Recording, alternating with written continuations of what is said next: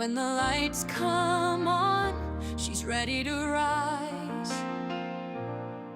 Donnelly steps up with faith in her eyes. Puzzle pieces fitting, stars up in the sky. With every prayer and song, she'll make your spirit fly. She's got the voice that can heal the soul. Singing, gaming, she's on a roll. Star Wars battles to her prayerful light. Donnelly's shining through the night. Shine on, Donnelly's, you light up the way. Singing, praying, bringing hope today. From puzzles to the force, you're always on. Donnelly's, You're our shining song. In the game or the prayer, she's standing tall.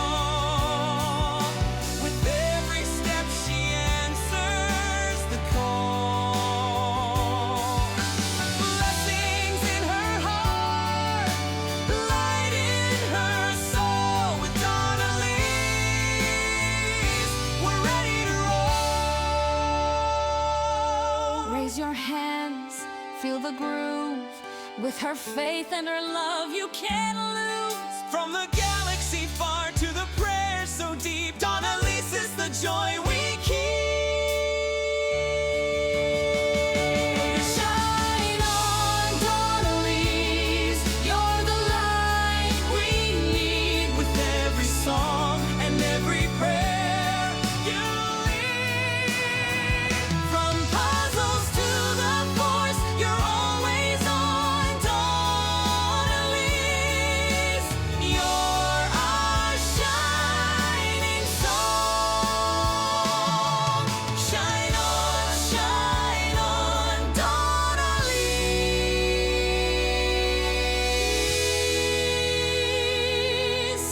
Shine on.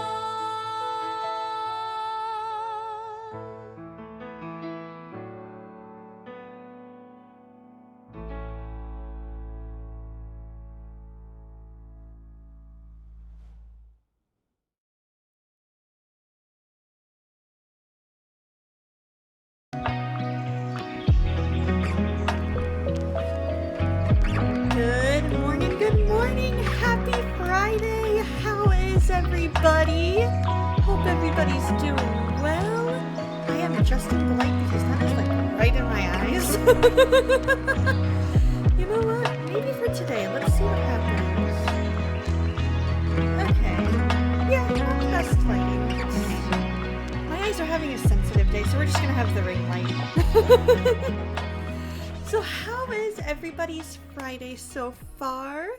Looks like Kitty's is starting off good. Starting off all right.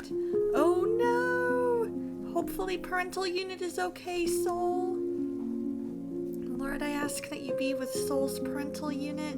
Let whatever this emergency is not be an actual emergency, but something that is a quick fix that he just wants to have fixed right away, Lord. I just ask that you be in that situation. And in your name I pray. Amen.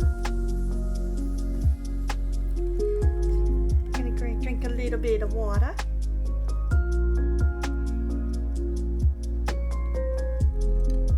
There we go.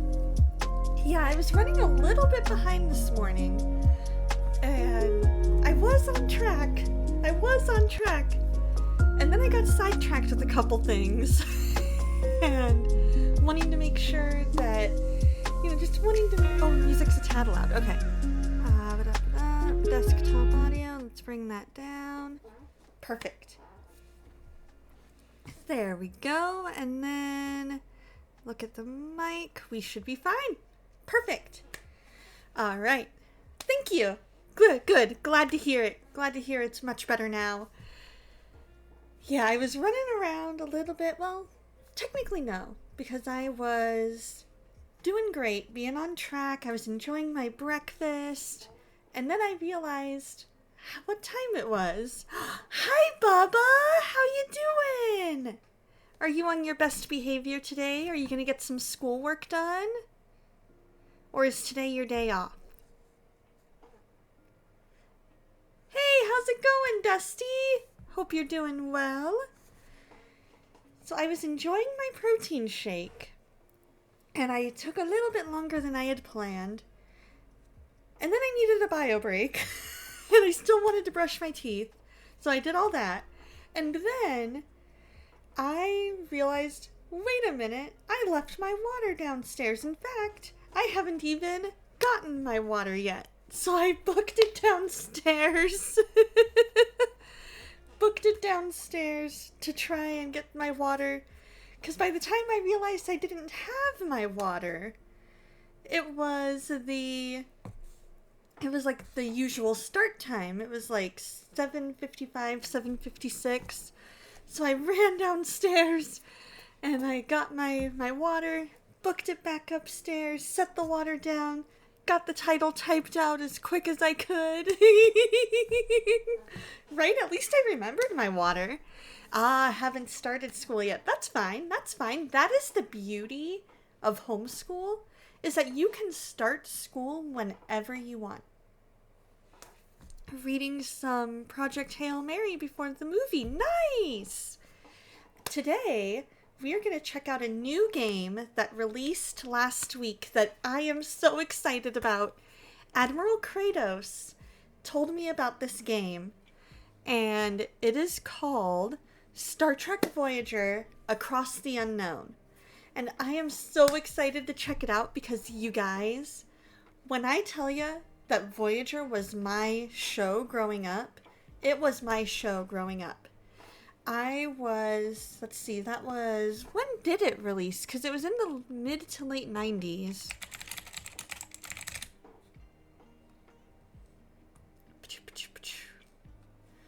Okay, 95. Okay, so 1995 to 2001. So when it first released, January of 95, let's see, I would have been about 2.5.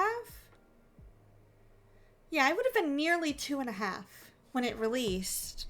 And then by the time it ended, I would have been 8 or 9 in 2001.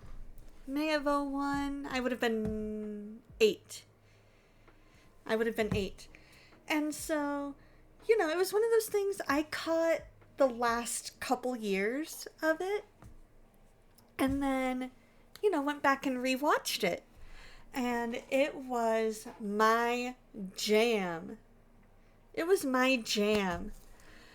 I must be, because I am an August of 92 baby. So in 95, January of 95, that would be 93, 94. I would not have turned 3 until August of 95. So I would have been nearly 2.5. And then May of 01, I would have been 9. No, I would have been 8. A little over 8.5. I would have turned 9 that August. Aw, you're a 91 baby. I love it. Aw. How cool is that we're like so close in age? And we can meet people so close in age to us all online. Oh, man. But yeah, so this was my jam. When I found out from Admiral of Kratos that this game was a thing, I was like, yes, please, adding to my wish list. I had no idea when this game was going to release, and I got an email on I think it was like the 18th? Let's see. Let's take a look at the store page. Yeah, the 18th. So nearly 10 days ago, I got an email saying it was available, and I was like, shut up and take my money. And then last night, I found out that they had a DLC already, And so I'm like, well, then I have to buy the DLC. Literally just got paid yesterday or the other day. So let's make this happen. So I bought the DLC. And so yeah, that was me over the last 10 days, just waiting with anticipation because this is one that I have wanted to play with you guys. I have wanted to play this game with you guys since I found out about it. So I am so glad we get to do this Let's Play together and that we get to, just enjoy it together. According to Steam, there are like 60 achievements to unlock in this game already. So I am so excited. Hey, how's it going, West?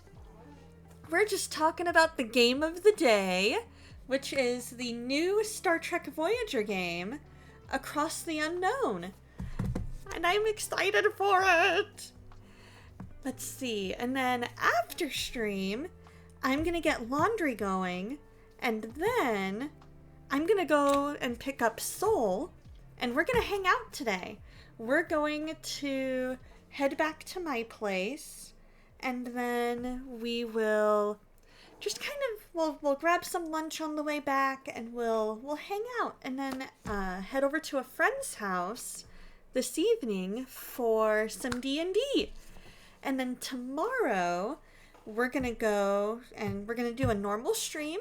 And we'll start off just kind of that nice slow start Saturday feel. And then when Lady Foes is ready, we're going to do some crochet together. And she is going to teach me how to make the corner to corner stitch. And then after that, Soul and I are going to grab some lunch. And we're going to go see I Can Only Imagine 2. And I am bringing Kleenex. Don't you guys worry. I'm bringing Kleenex because I heard those warnings. And then after that, we're going to hang out for a bit until time to head back. Oh, you're getting your final checkups done at the hospital today, Sam? I hope that those go well. Lord, we ask that you just be with Sam, give those doctors wisdom in this final checkup. I ask that you just give peace, wisdom, and comfort, Lord. And in your name I pray. Amen. You're stuck trying to figure out how to do a full system swap. Huh. Okay, so let's see. I'm trying to think. What kind of, like, are we West, are we talking a complete server swap? Are we thinking, like, upgrading your entire setup? Basically playing musical chairs with 15 hard drives. Oh my goodness.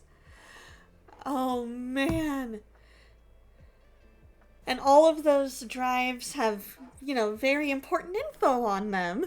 And so it's going to be important that you know which ones have which stuff. So I'm sure you've got them all labeled. Oh, you're going to go see Scream 7. Okay.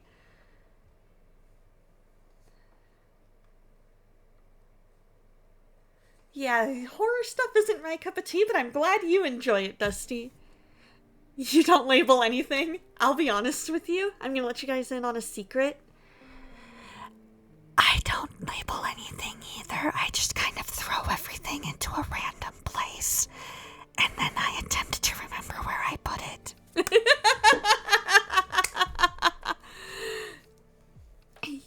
Bold of me to assume you're organized, right? Right? See, at work, I'm organized because I have to be organized at work. At home, I can just put it wherever I want. I can just do that. And now I've got to reorganize my travel corner because it was organized. It was. I promise you. And now it looks like that. Completely disorganized. Random stuff that I don't even use for travel went into the travel corner. So we're just gonna, And then next week, I want to try and get my taxes done. Obviously, you know, trying to get that done before April. My goal was to get it done by the end of this month. That just ended up not happening, just with everything that we had going on this month. But I figure if I can get it done by mid-March, I will be happy. And what's beautiful is I can use Free Tax USA to get it all done.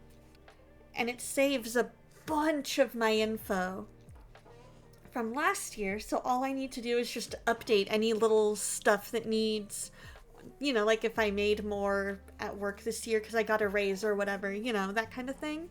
I just need to update those specific boxes rather than having to fill in every single box. And that makes me so happy. But yeah, all that to say, at work, my desk looks fairly organized. The insides of drawers, not so much, but I know where everything is. I know that all my pencils and pens are in the top drawer. I know my notebooks are in that drawer. If I need any of my essential oils, they're in that middle drawer with all my devotionals and stuff. If I need, you know, the birthday cards, they're down in the bottom drawer. You know, that kind of thing. So there is some semblance of organization, but there's also a lot of stuff that is not organized in those drawers. GG! Countdown is on. 60 minutes to dinner time. What's for dinner today, Gigi? What is for dinner today, my friend? You've eaten 3 boxes of Thin Mint Girl Scout cookies since last week. I will be your bad influence friend, Dusty, and say good on you. And the realistic side of me says space them out because Girl Scout season's nearly over. But the other side of me, the bad influence friend side of me, the realistic side of me says, good on you for eating 3 whole boxes. Now the real question, Dusty, were they in your freezer? Aw, thank you, West. I'm proud of myself too. I just need to clean my room because my room is a complete disorganized mess. Ooh, homemade pizza. Nice. Ooh, here's a good question. What toppings do you like on your pizza? I like ham, mushroom, pineapple, black olives, sometimes pepperoni if I'm in the mood for pepperoni, sometimes sausage if I'm in the mood for sausage. Those are my top. Oh, good, Dusty. You know how it needs to be done, my friend. You know how it needs to be done.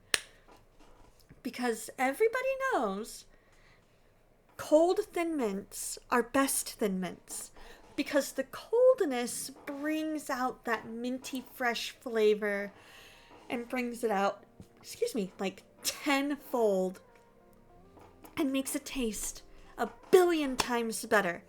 So, of course, everybody knows that you gotta make sure that you put those Thin Mints in the freezer, get them nice and cold, so that that extra mintiness can come out and play and dance on those taste buds and make it taste amazing, even more amazing than they naturally are.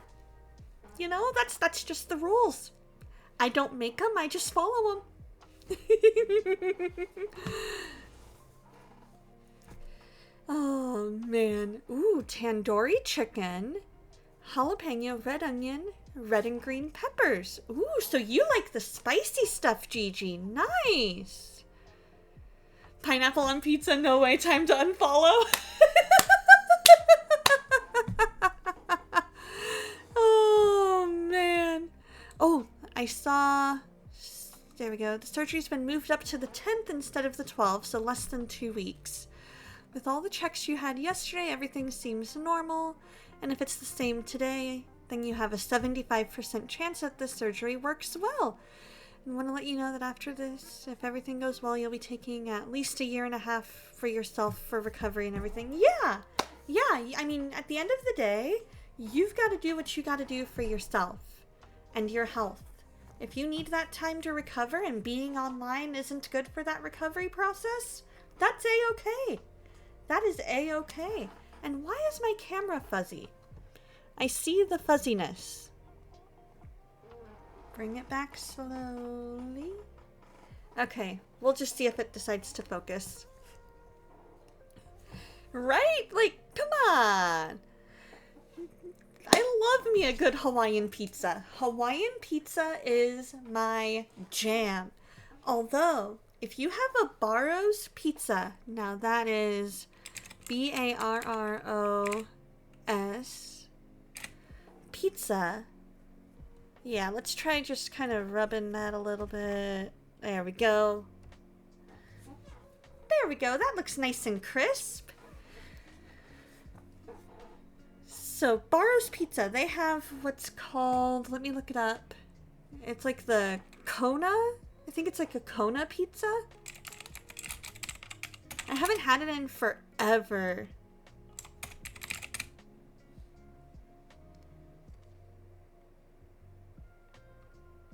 Yeah, it's called the Kona.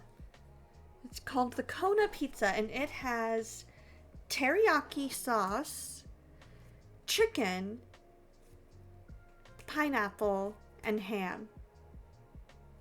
And it is so good. So good. I absolutely love that. Absolutely love that pizza. I just haven't had it in forever.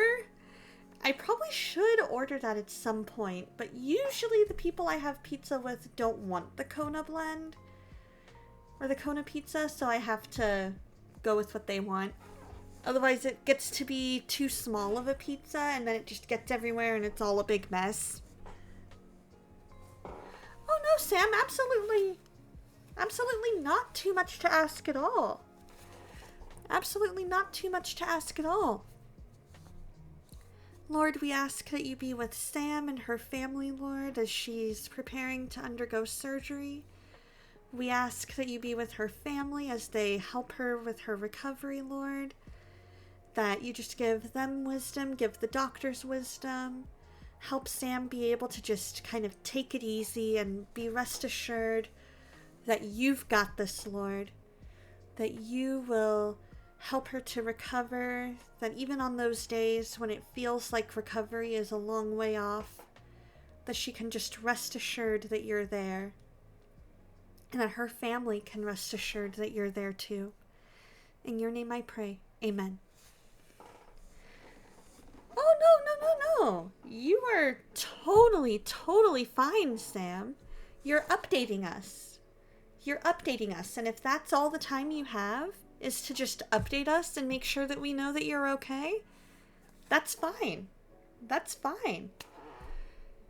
Alrighty, kitty, you have a wonderful day. It's so good to see you. Hey, how's it going, Mad Mamas? Hope you're doing so well. You have to get your stent removed first. Then when that's over, you'll be moving on with the transplant, which takes around 16 hours. And with what you know, this person's been in a vegetative state for the last few months. Their family's decided to move with organ donation. Since it's viable, you're getting it, and you can't say in words how thankful you are. They need a week of time to do everything, and within the next week after that, they'll be getting surgery. Nice! At the VA with your dad. Is everything good? Are you just getting, like, details straightened out, or by that do you mean that you're, like, at the hospital, or are you at, like, where the benefits are and you're just kind of getting, oh, an eye appointment. Gotcha. Very cool. Well, I hope that goes well. Lord, we again just bring Sam before you and this family of this person in a vegetative state, that you just give that family comfort, Lord. That you just give Sam the opportunity to be able to bless them with even something just like a thank you letter. Even if that's the most that is allowed, because I know that At least here in America, that's pretty much the most you can do for a while, is a thank you letter. I ask that you just allow that to happen, Lord. Be with Mad Mama's Farm's dad at his eye appointment and let that go well. Let everything be in good shape, and in your name I pray. Amen. Right? Don't doctor's appointments always take forever? It's one of those things where you get there and they tell you, yeah, get here by 9:30, let's say. And you're thinking, oh yeah, by 9, I'll get there like 9:20 so that I can get checked in. By the time I fill out the paperwork, it's 9:30 and they're ready. You know, that kind of a thing. And then they're running behind. Next thing you know, they're running completely behind. In your mind, you keep thinking how else you can repay the family, and you really hope this person who helps you to be with God is at peace and in heaven. Yeah. And honestly, Sam, it's one of those things where the transplant company, like the group that organizes all of that, they're the ones that are going to be able to better answer those questions. I know here in the States, typically the most you can do is kind of an anonymous, not anonymous, but usually the family chooses to remain anonymous, and so you kind of write to the person who, to the family of the person who donated my heart, kind of a thing, or to whom it may concern, that kind of a thing. And a lot of that is just for privacy's sake. And a lot of times they recognize that you wish you could do more. They really do.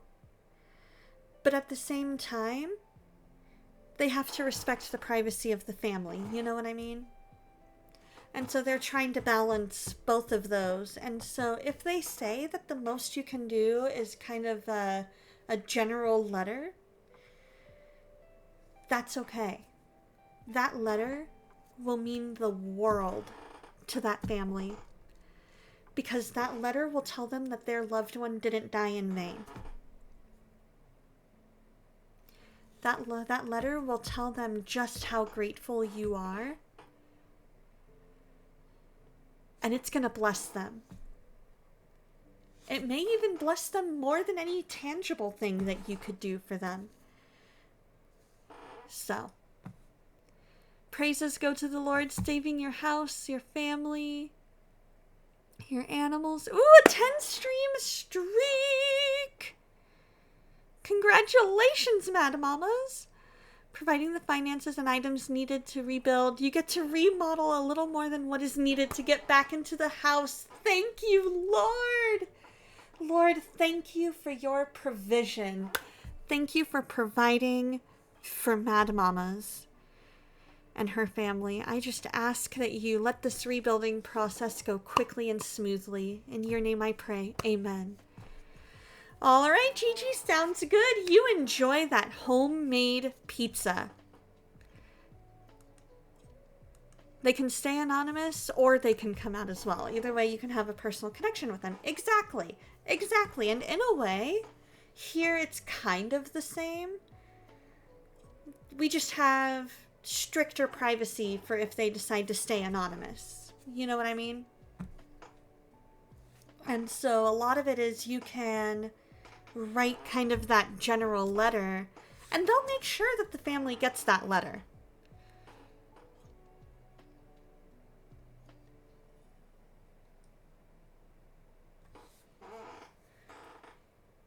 You know what I mean? Because, that's sadly what happens a lot of times, is that's the most... I remember watching an episode of Army Wives where one of the characters got a cornea transplant, for her eye, because she had taken some shrapnel and it damaged the cornea pretty badly.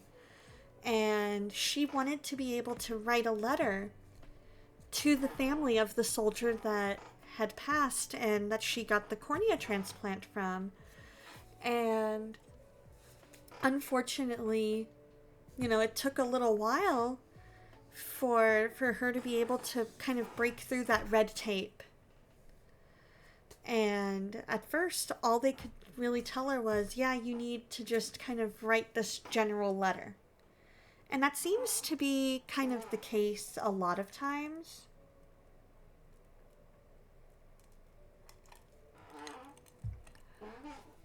And so, yeah. Yeah, I don't know what it's like in your country as far as that.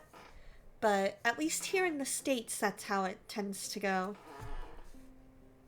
Eventually she found out the name, but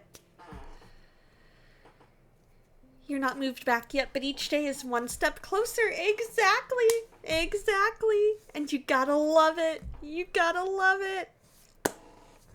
So Soul, the plan is that after stream, I will get laundry going, and then, assuming that the parents haven't started their laundry, and then once I get that going, I'll head your way. So the goal is to get there by noon, but it might be a little bit after.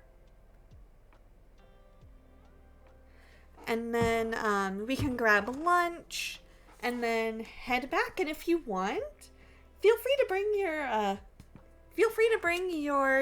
typewriter, and we can do some writing together, because I'm actually free to do that this time. And we can just do the writing at my place. Made it sound more dire than it needed to. Alas, he's terrible with his own bills and seems to refuse to learn. Oh, man. Alrighty, Sam, you have a fantastic day. Take care. Yeah, sometimes, especially with that generation, it's not necessarily that they refuse to learn. It's more a mental block. That they're just like, it's just easier for me not to. For some, because they're just like, I don't think I'll ever get this, so rather than try to learn, you know what I mean? I think a lot of it is a mixture, like some of it can be stubbornness, but some of it is also just a case of, I feel like I'm never going to get this. This is just way above me. Kind of like how sometimes we can be that same way. Like, I know for me with geometry, for example, when I get it in my head of, when am I ever going to use this? It can be hard for me to want to push through and learn that. So maybe there's a mixture of that as well.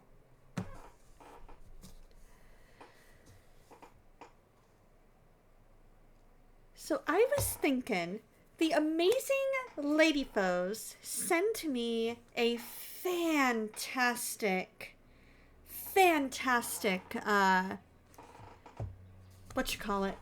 on Facebook, and thought that it would be a brilliant little Devo time, and I completely agree. And it was essentially about intent versus impact. Intent is how we want something to come across. The impact is the effect that it has. And we're going to put a pin in this real quick. There definitely can be that element of stubbornness. Definitely. I just know that a lot of times, especially with tech and with the way that tech is just constantly changing, a lot of times the generation before us can get that kind of mental block in their head of this newfangled technology, it's all changing and growing, and it's beyond, blah, blah, blah, blah, blah, blah, blah, blah, blah. You know what I mean? So yeah, there is that element of stubbornness, for sure. And I'm definitely not denying that. Oh, it wasn't even tech related? Oh, okay. Then I take back everything I just said. I take back everything I said because I was thinking it was like I thought it was like logging onto the website and, paying the bill that way or getting it set up for auto deposit, and every website is, is all that. It's all related to the website. I thought it was like that. I thought it was a case of like having to log on to a website and maybe the website changed how the layout looks and everything. And, that kind of thing. So I retract everything. I'm doing well. It was a little bit of it started off slow. And then we had a moment of running around like a chicken with our head cut off because I laced around a little too much to ease into the day. And rushed downstairs to get my water and rushed back up. And I was like 3 or 4 minutes late. But it's all good. It's all good. No, you already got him set up for that. Okay, gotcha. Yeah. Okay, I can definitely see where that would be beyond frustrating. Because, I was just thinking it was related to, the website and things like that. Because sometimes the way... Oh my gosh. So, speaking of... So, a local school district changed services as far as who they use to set up substitute teachers.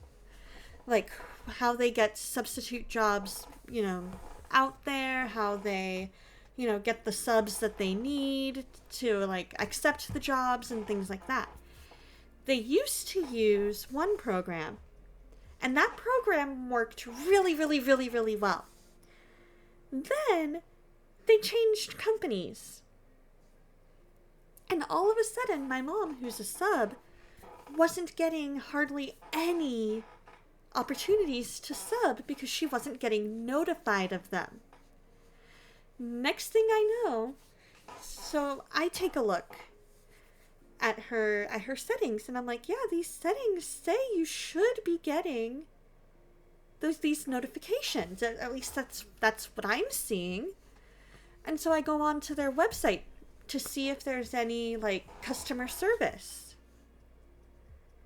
They didn't want to talk to the sub. This is exactly what the website said. If you are a sub, you need to reach out to your district's coordinator with our company. And they'll reach out to us. In other words, we want to talk to the administrator, not you who actually use this.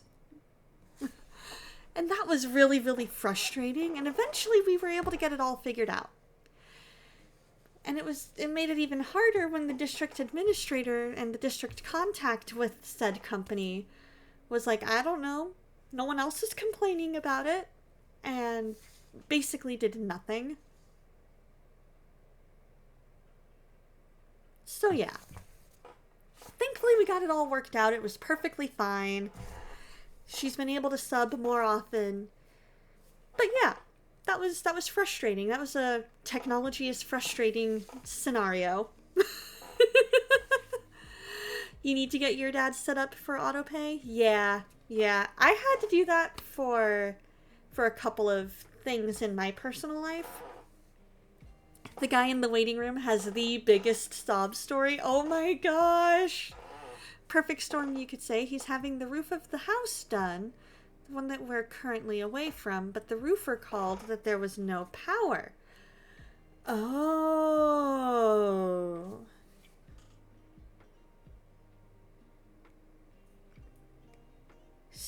So had the company for that particular house, had that company not gotten an electric payment or something? Is that what happened? Not buying drive, she'll be buying a second radio for the car. Hey, there you go. My car needs new speakers. Kind of. It needs new front speakers, I should say.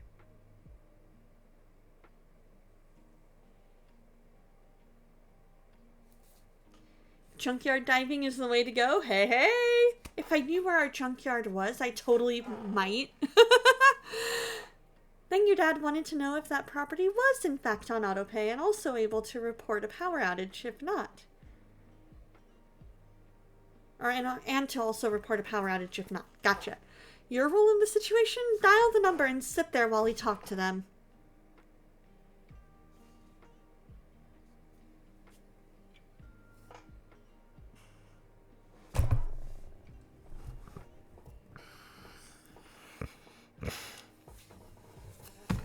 If there was ever a situation for the Picard double face palm, this was it. If there was ever a situation that called for the Jean-Luc Picard double face palm, this was it.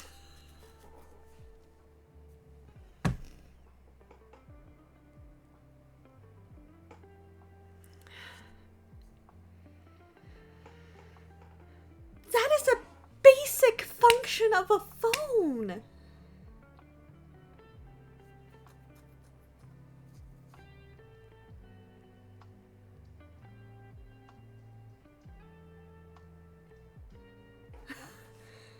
You now make all the phone calls for your dad? Yeah. Yep. I can understand that. Sometimes it's just easier. Like, I know last night, Mom was just exhausted. We were trying to get her set up on a website to be able to talk with an extended family member. And it was one of those things where I thought this is a very, very straightforward process. Because it was very straightforward for me. And I'm like, yeah, this should be, very streamlined, perfect. Nope. It gave me some kind of an error code. And so I was like, huh. So I Googled, supposedly this company has 24/7 customer service. Now bear in mind, at this point, it's like 9 o'clock at night, if not later. Galaxy, thank you for the lurk. And so Mom is like, okay, well, what do I tell them? And so I tell her, hey, just tell her that or just tell whoever answers that you're trying to set up your account and you got this exact error code. At this point, she was so exhausted from the day that she was like, can you just talk to them? And I'm like, yeah, absolutely, I'll do it. And so then I dial the she dials the number for me and puts it on speaker, hands me the phone. And I'm listening to this, automated, message thing, automated like dial tree thing, figuring out where we need to go, and I'm thinking none of these apply to my situation. And then I hear, if you're getting an error code, press this to talk to a representative. So I press, all right, please have this information, XYZ information ready when we answer. And your wait time is less than 5 minutes. You guys, I waited 30 before I finally hung up.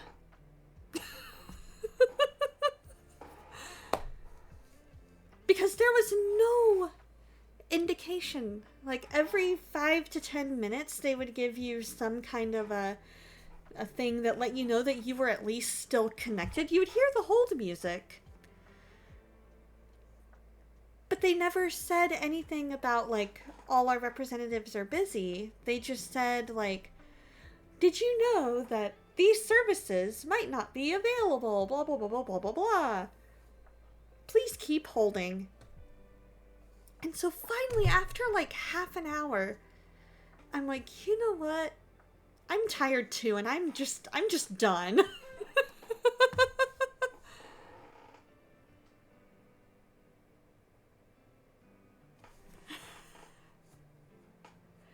And so, yeah.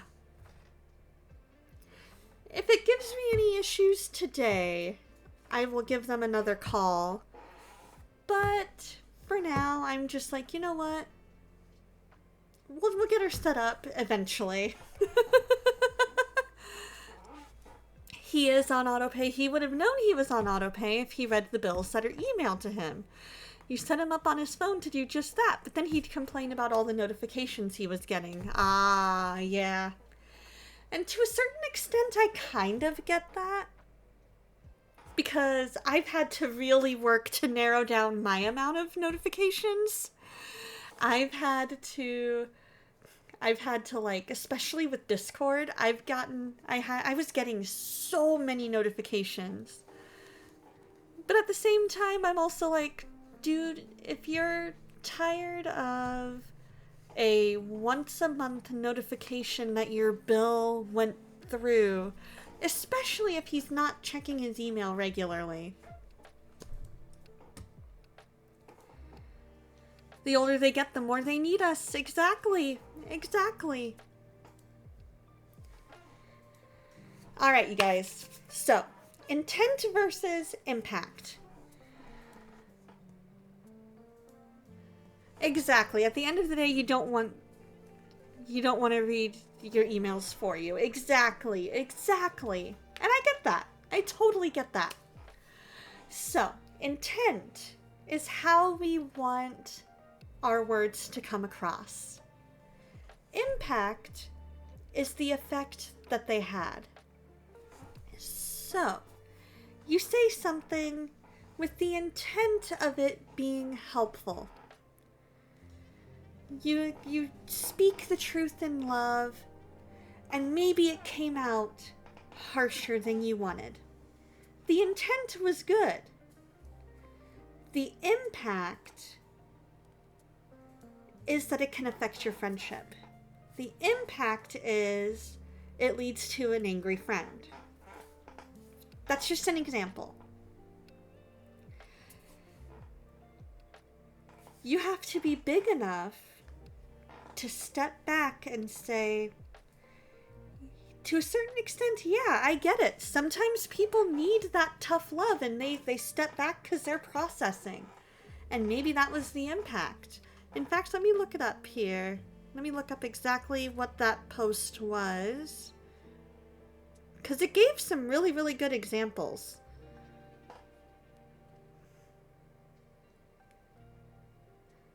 Or even joking around. Even joking around. That's the big one that they mentioned. Like, you're saying something and you intend for it to be funny, and it ended up being hurtful. You have to be big enough to say, "Oh man, I'm so sorry. I thought it came out as a joke. Clearly it didn't. That's my bad." You know? And when we focus only on intent, it can come across defensive. Some examples of focusing on intent are, I didn't mean it like that, you're taking it the wrong way, I was just joking. And when we focus on impact, we pause and we get curious. For example, oh, I didn't realize that landed that way for you. Can you tell me what that felt like for you? I'm sorry, that wasn't what I wanted to cause. So you see that kind of mixture in that last one of intent and impact, because you hear the, oh man, I didn't mean for it to land that way, that wasn't my intent, but also the acknowledgement that it had an effect. So that's where that impact comes in. Understanding the difference between intent and impact is important because it builds trust and it helps somebody feel heard about the impact, and it leads to them feeling like they can, let you know, hey, this is how I felt when you said that. And it helps you grow, because if you don't know that that's how your words landed on them, then you're not going to be able to grow. They have to feel safe enough to know that they can tell you, hey, this landed wrong. I know you didn't intend to hurt my feelings, but that doesn't change the fact that my feelings were hurt. And here's the important one. It reduces defensiveness. You don't have to decide who is right. You just have to understand what happened. Because both things can be true. It can be a joke.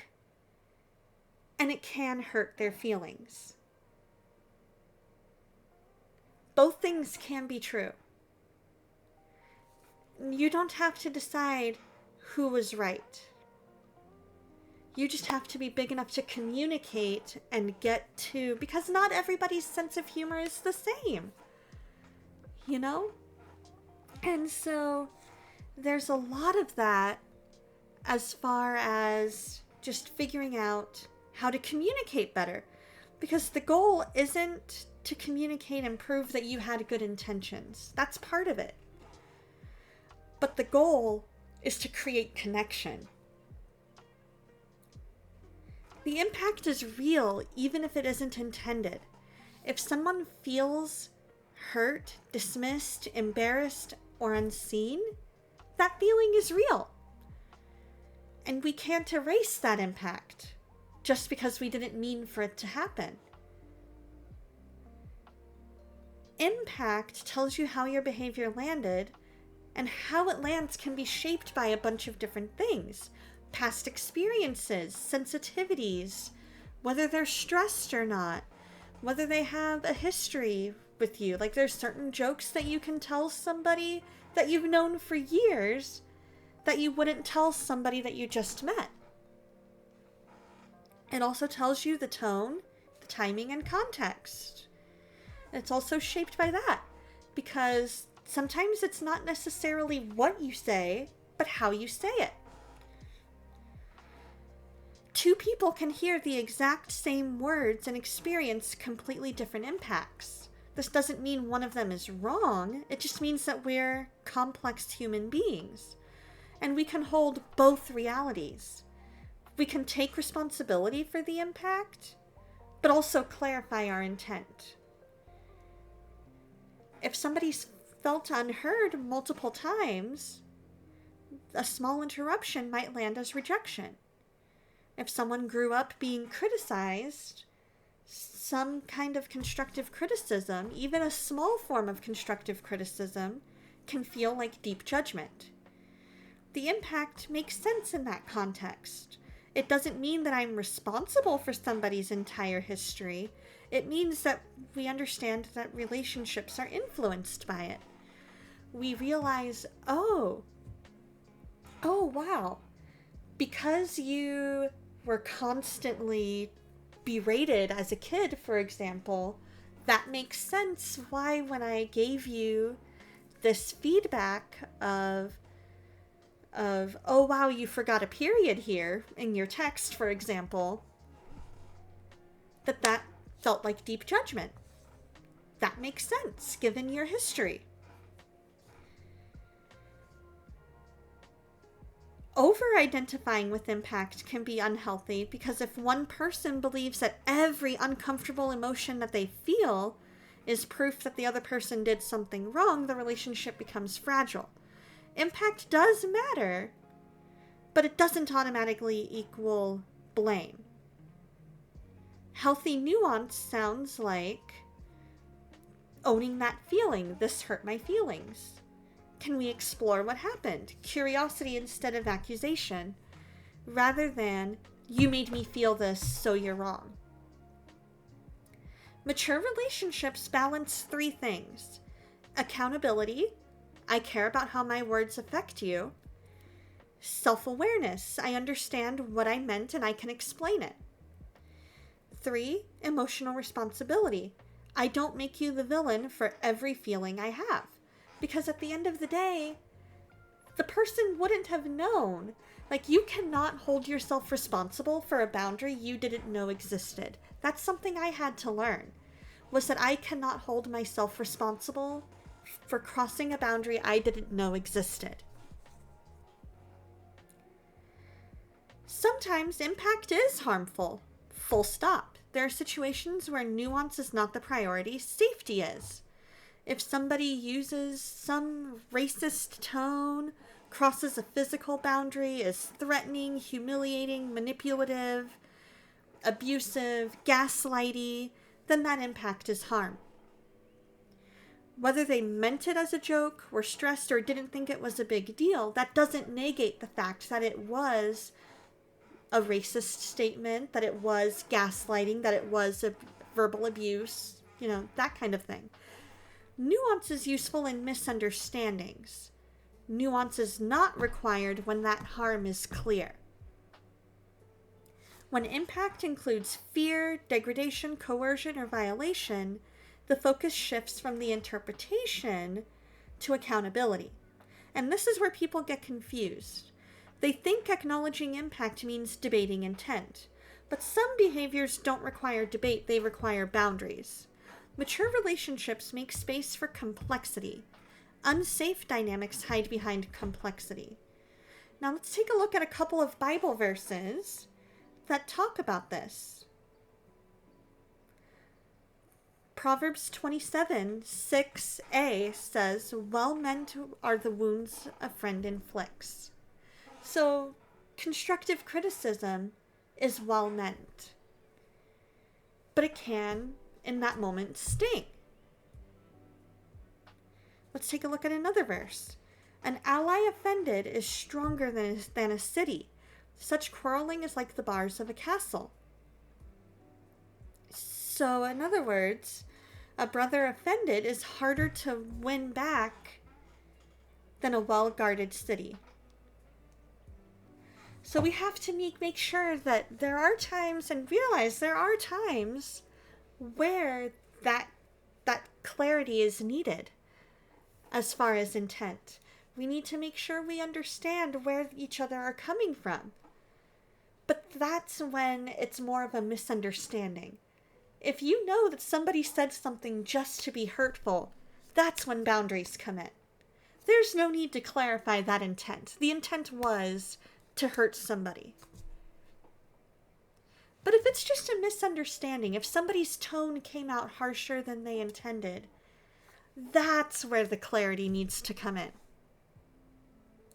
So hopefully that nuance makes sense. So I think we should be getting ads here soon. I think. In the meantime, let's go ahead and pray. Also, Mad Mamas, I love Mystic's sleepy emotes. That is adorable. If you have any prayer requests, please feel free to message in chat. You can use that one channel point redemption of please pray for me, and that'll put it not just here, but also up here in my activity feed. So let's go ahead and pray. I'll make sure to look up partway through to make sure I don't miss anything. Dear Lord, thank you so much for today. I ask that you be with each and every person here. Be with Soul, be with Dusty, be with Galaxy, be with Mad Mamas, be with Sam, and just anybody who's lurking, anybody who's going to come later, and anybody who isn't here, Lord. I ask that you be with them. Let us feel your presence so strongly today. I pray over Soul that you help her with her classes, help her be able to understand everything that's being taught. I ask that you be with her dad and his health. I know that in a few weeks they're getting some tests done. And so I just ask that you be with him, be with the doctors. I ask that you help her driving anxiety to lessen, Lord, to a more tolerable level. I ask that you be with Lotu and her family and just give them your peace. Give them a miracle, Lord, for that little girl. I ask that you be with STL and his headaches. I ask that you be with him as he recovers from his stroke. Be with Tie-Dye Chef Dave and Pastor Dustin and sweet little Eva.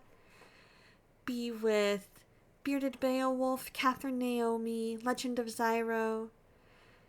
All of us who are just trying to have an impact here on Twitch, Lord. Any of us who need guidance and direction, Lord. I ask that you be with us.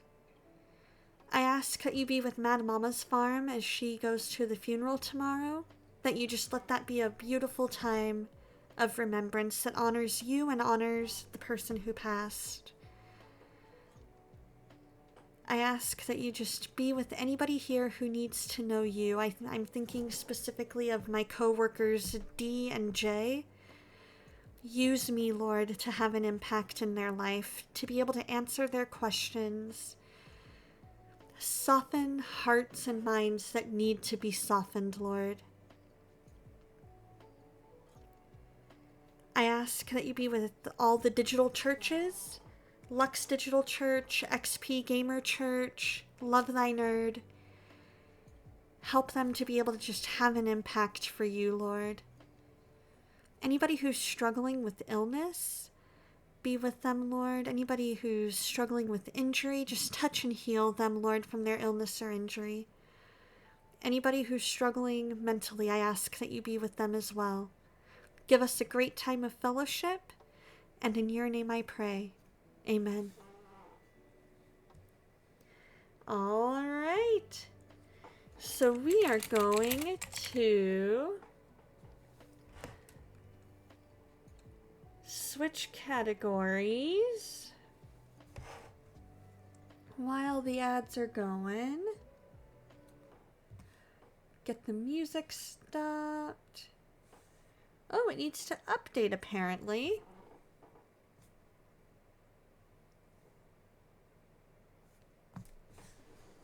So let's go to BRB while this does its thing.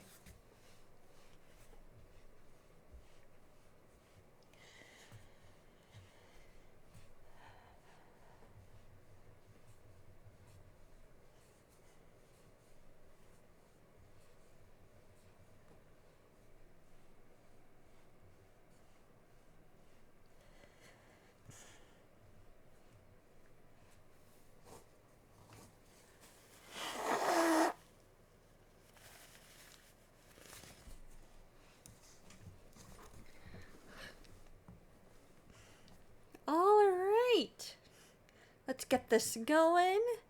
I'm gonna turn just chatting back on. Get studio mode going. There we go. Oh yeah, coffee is very much needed.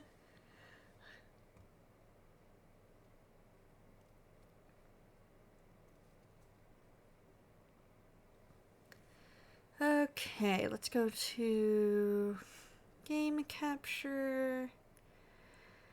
There we go. Make sure that pops up.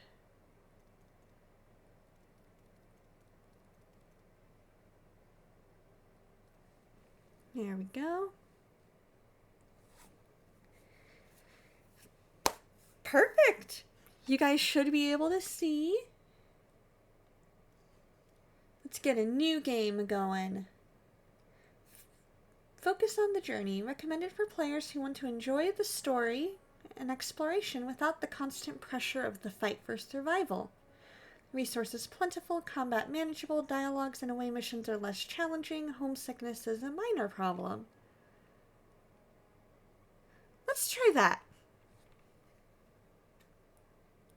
You are the captain of the Federation starship USS Voyager. Manage your ship and crew, plot a course through procedurally generated star systems. Your unique ship build and the decisions you make will reshape the story. So we get to be Captain Janeway. I love it.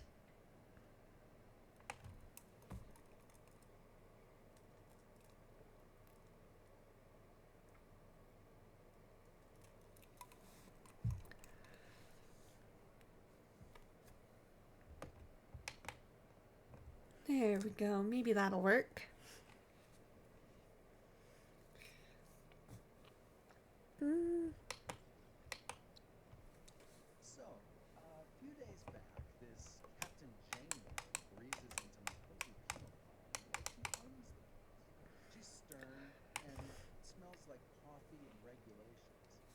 served with my old man when they all retired. Turns out her security chief, Tuba, was playing spy on the Sonos in the Badlands. Now Janeway knows that missing ship found, and because of my past associations, I'm apparently the resident expert on the Badlands. Aha! She puts in a good word for me at my next parade.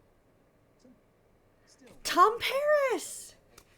it's not every day you get a front row seat on a brand new Intrepid class starship's maiden voyage. The USS Voyager. Might even get to touch the helm. That would be so cool. We're playing as Tom Paris? Gentlemen, welcome to Voyager. Ensign Kim, you're fresh from the academy. Ready for your first deep space assignment? Reporting for duty, Captain. It's an honor to be here. I hope I live up to your expectations. Ensign Kim, I trust you've already met Tom Paris, our esteemed observer, a former Maquis pilot who will help us search the Badlands for the Maquis vessel. With all due respect, ma'am, observer is hardly a title befitting my talents. I'm the best dang pilot in this sector. Call me pilot extraordinaire, Ensign. The Maquis? Wow, I've heard a lot of stories about them. Relax, I was with the Maquis only for a few weeks before I was captured and sent to a lovely little penal colony in New Zealand. Penal colony? Enough chatter, gentlemen. All hands, this is the captain. Report to your stations. Helm, take us to the Badlands. Maximum warp.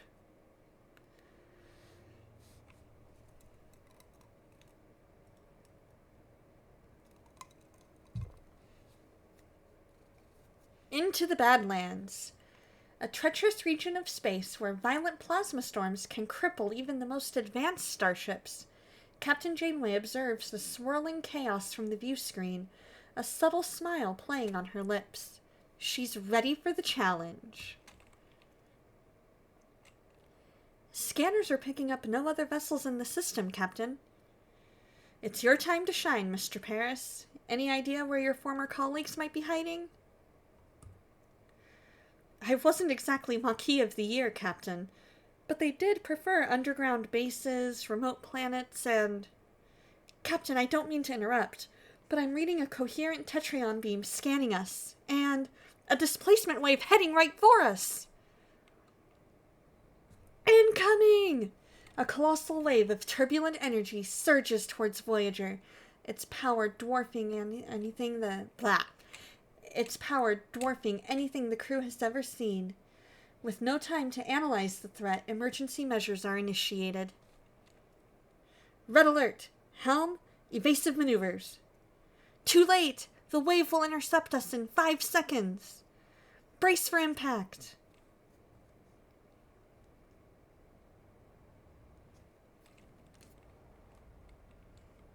Wah! As the crew regains consciousness, they find their bridge a total devastation. Twisted metal, sparking consoles, and injured crewmates paint a grim picture. What just happened? Damage report. Major hull and deck damage. The transporters are offline and... we're receiving casualty reports. Bridge to sickbay. Doctor, I've got injured crew on the bridge. Doctor? Dang it. Captain, we're losing systems across multiple decks. The deuterium tanks are empty. Warp core's gone to gray mode. We're on reserves. Barely. Mr. Paris, take the helm. Scan for the nearest source of deuterium. External sensors are offline. Stellar cartography must be down. Voyager's blind, Captain.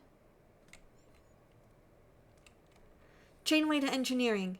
We need stellar cartography back online. Now. Click on the question mark icon on the left of the screen to revisit any tutorial screen. On controller, press the D-pad 2 times. Okay.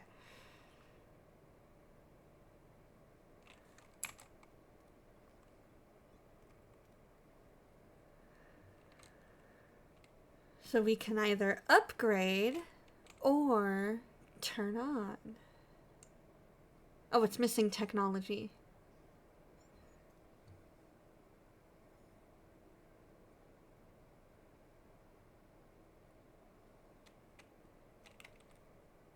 But Harry's trying to stammer as we're not in the Badlands anymore.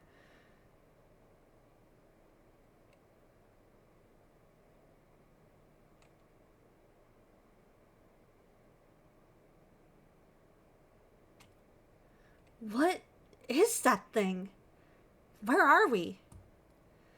If our sensors are working, we just jumped over 70,000 light years into the Delta Quadrant. The Delta Quadrant? How? Captain, life support systems are failing.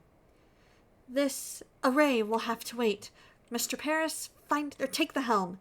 Find us a deuterium source.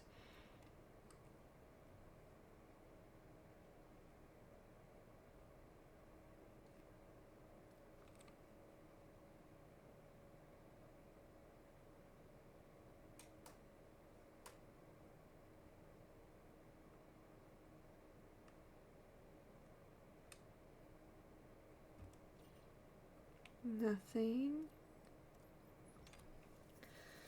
Let's grab the deuterium then. Navigate your ship by traveling to various locations while oh, I see. 1, then 2. While traveling, time passes in the form of cycles. When visiting points of interest, you can choose between different approaches with different risks and outcomes. Dark green and light green, excellent, good outcomes. Yellow, average outcomes, minor setbacks. Orange and red, bad and terrible outcomes.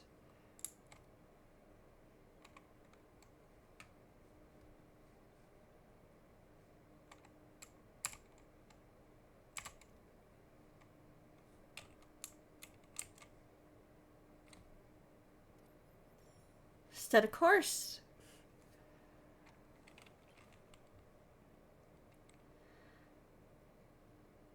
Leave the storage alone and focus on salvaging from other parts of the ship. We found an abandoned ship adrift in space, powered down but structurally sound.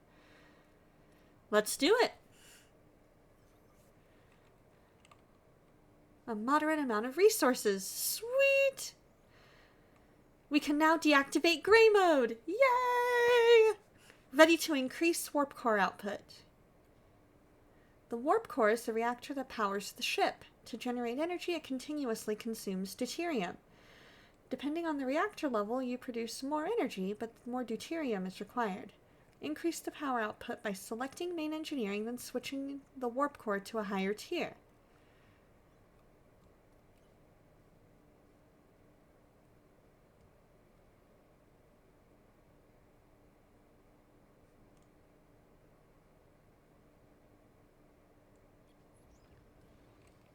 Our energy levels are returning to normal, Captain. Good. Now what about this thing, this array? I can't tell, Captain, but our scanners detected a Maquis vessel next to it. Let's scan for life signs. Scan the ship for life signs, Ensign. There's no one on board, Captain. What about the array? Several life forms on board, Captain. Is one of them Vulcan? I'm not sure, Captain. The signals are weak. We'll just have to see for ourselves. I want the transporter room repaired and ready.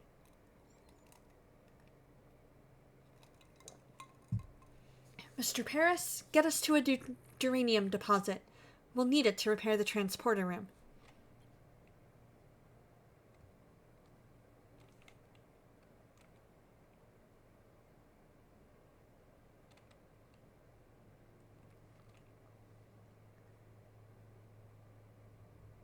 Debris 5 cycles away.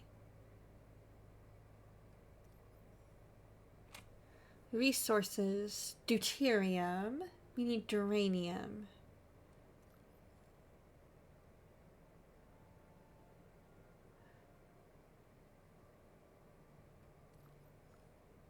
Lots of deuterium.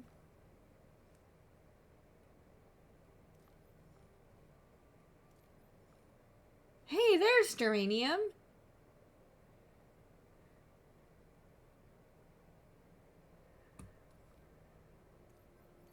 Let's set a course.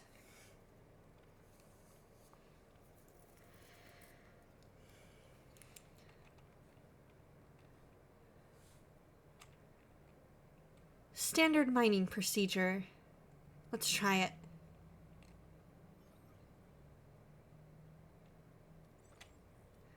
We now have all the geranium we need. Engineering is standing by to repair the transporter, Captain. Select a room to bring up the room controls. If we have the resources and work teams needed, you can initiate repairs.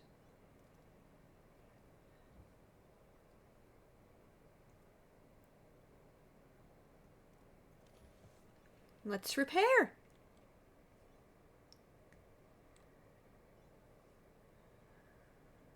They're repairing.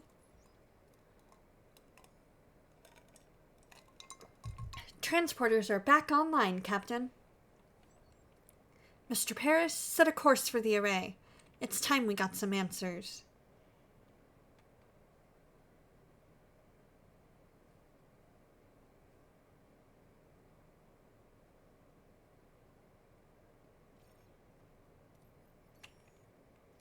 Alright, we've got a course for the array.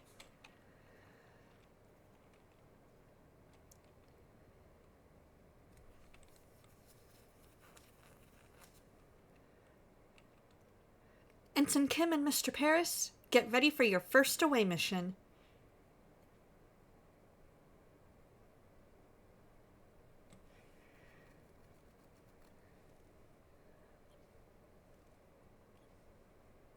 Let's start the mission, because she specifically said Paris and Kim.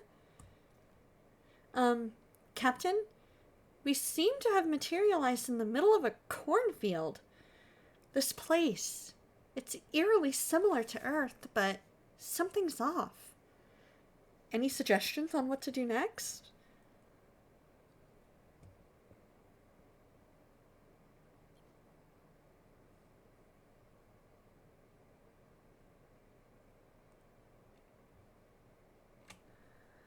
Huh.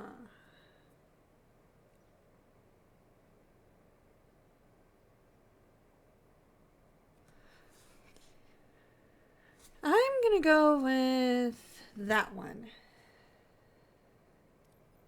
We're gonna scan for life forms.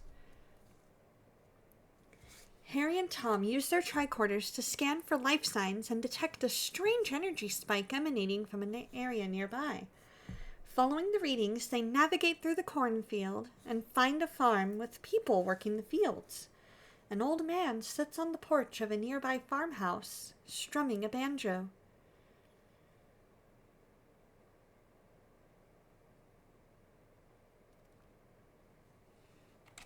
Captain, this old man seems harmless enough. He might know what's going on. How should we approach him?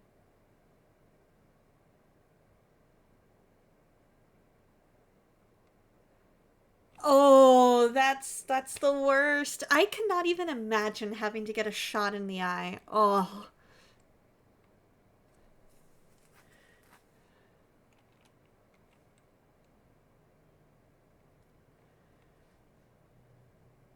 Let's try it. Because this one has Tom. Harry's pretty fatigued because we used quite a bit of his stuff.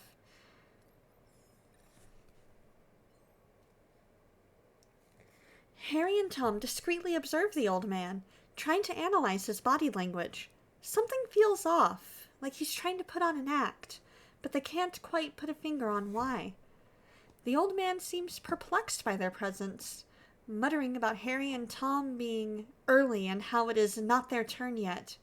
He invites them to stay on the farm and wait, offering them some fresh corn cobs. Yeah, I don't blame you, Mad Mamas. I would excuse myself, too. I'd be like, yeah, Dad, sorry. I'll be in the waiting room when you're done.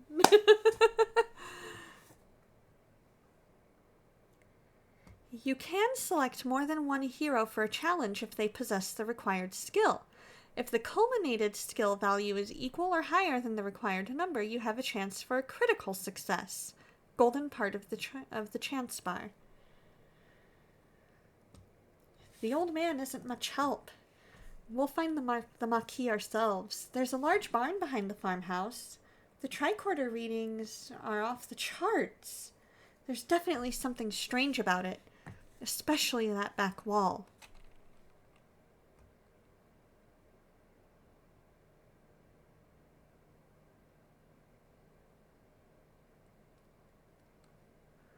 Let's try it. Sounds good. What kind of coffee do you think you'll get, Mad Mamas? Let's give it a try. Harry and Tom try to disrupt the energy field, causing a flicker in the air. But before they can break the illusion, the people from the field burst in, wielding farm tools as weapons. The old man appears and reveals the barn is an illusion, the back wall dissolving to show a bluish, glowing room where unconscious people, including a tattooed man and a half-Klingon woman, lie on surgical tables. There you go. You're like, peace, enjoy the appointment. I would be too.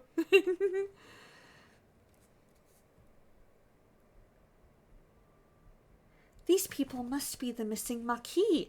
They're being held here, Captain. We must get them out of here. All right, who do we want to wake up first? Let us start up a poll.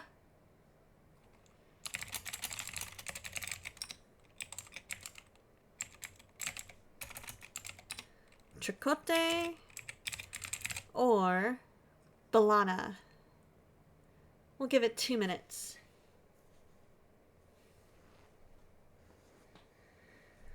So Chakotay is the tattooed man. Balana is the half Klingon woman.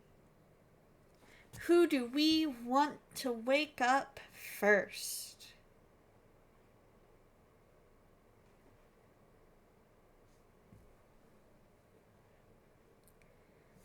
Make sure to vote in the poll. Aha, we've got to vote for Chakotay.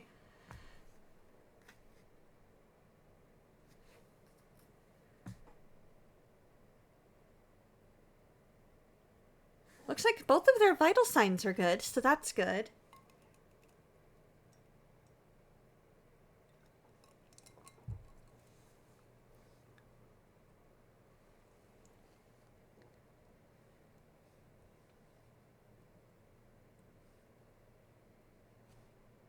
We don't know the risk yet.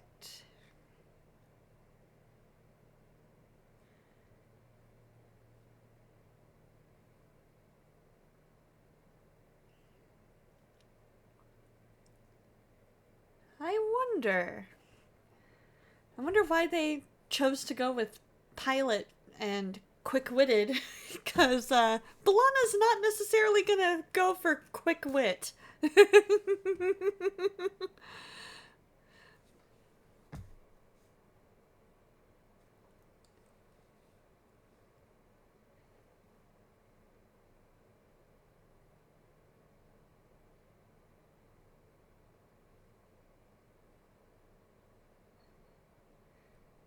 Sadly, they're both fatigued, so this is probably going to be a case where we have to learn how to... Alright, Chakotay it is!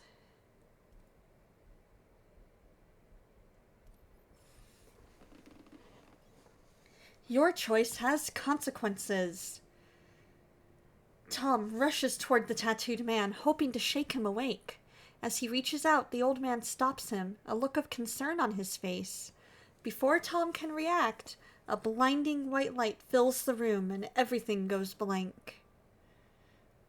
Oh boy. Okay, so we got them to level 2. So we had 4 successful challenges, no critical successes, but we've got an injury-free bonus and a sector bonus.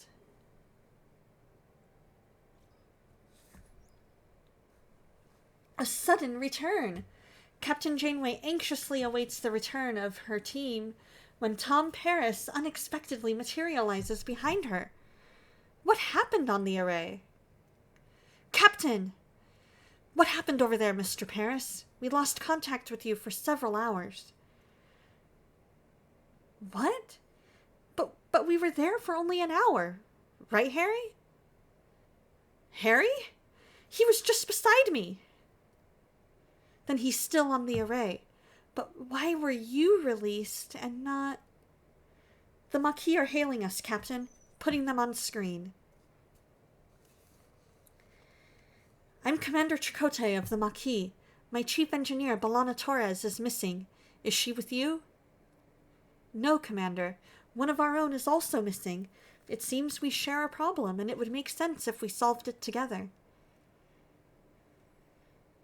3 of us will beam over to your ship. Ooh, a frappe! That sounds so good! Despite Janeway's invitation, the arrival of Chakotay and his Maquis crew on the bridge is fraught with tension. Both sides remain wary as they prepare to discuss their shared predicament. Captain, this is Tuvok, my... Oh, I know who he is. I'm glad to have you back, Tuvok. As am I, Captain.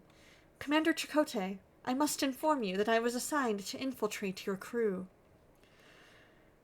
Were you going to deliver us into Starfleet's waiting hands, Vulcan? Correct. However, I assure you I performed my duties aboard your ship to the highest standard. Charming.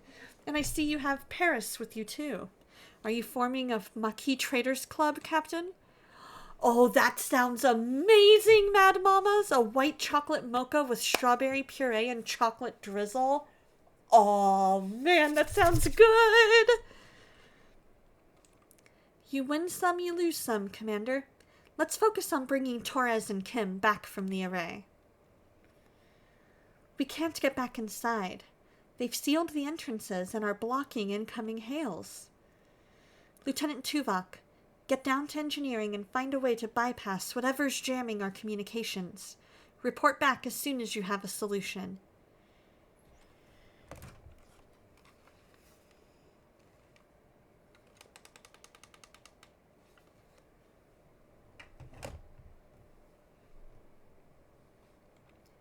Captain, the ship's status remains critical.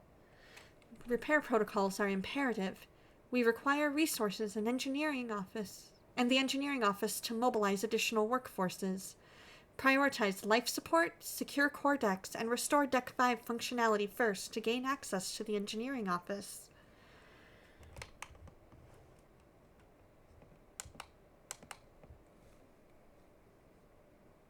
To be able to supply power to a room, you need to activate 1.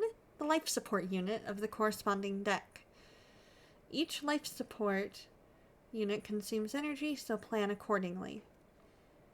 Activate life support on Deck 5. Oh no, she forgot the strawberry!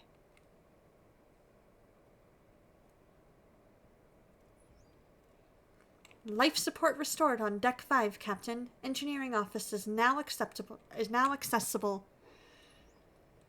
And of course it's a mess. We'll have to fix it before we can even use it.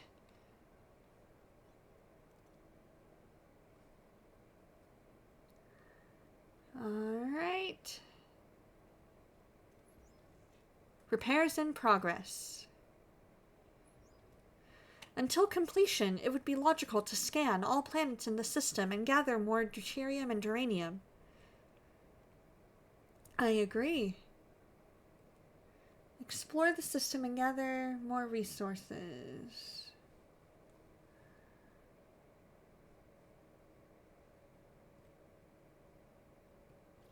Nothing to reveal. Nothing new.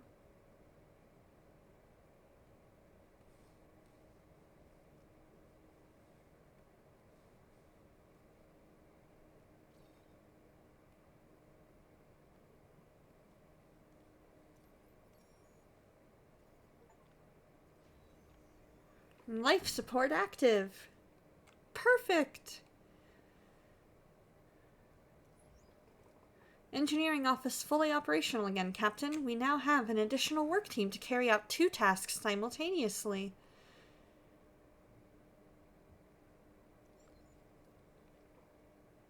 Logically, we should now focus on Deck 2 and the mess hall to ensure the crew's food supply, maintaining their physical endurance.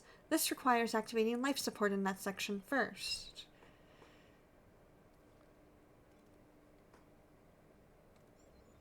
Life support restored on Deck 2.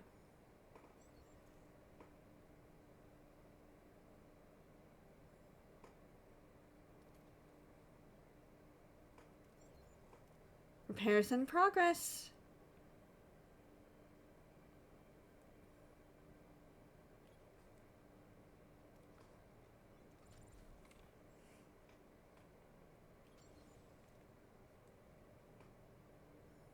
Yeah, let's do it. It's an autosave.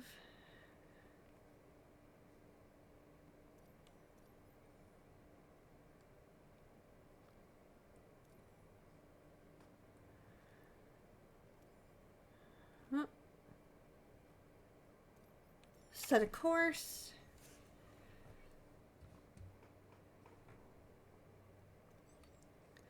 Mess hall repairs completed. She says it's there, you just can't taste it, but it's good. Well, there we go. Maybe she just only put a little tiny bit.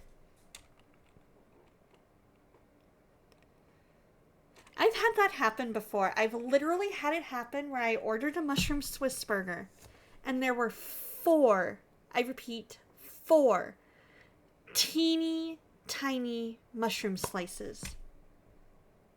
And they called it a mushroom Swiss burger. You were hoping it would be pink? Aww. I would hope it would be pink too. I would hope that it would be kind of a pink and maybe black from the chocolate drizzle.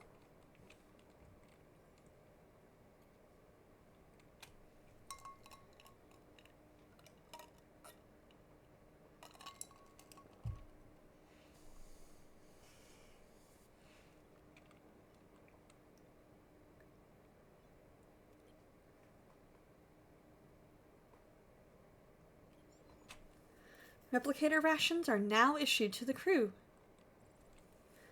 Let's do that. And then explore the system.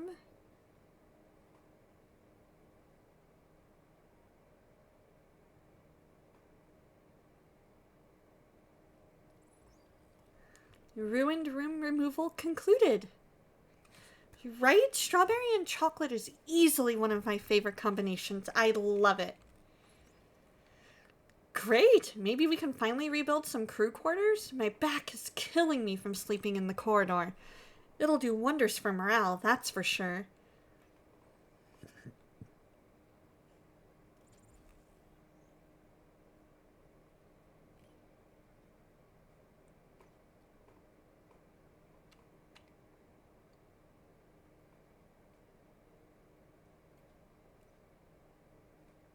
Oh, no life support. Oh, I see.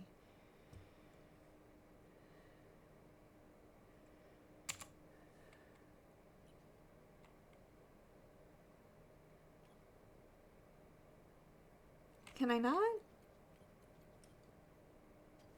Oh, I see. There we go.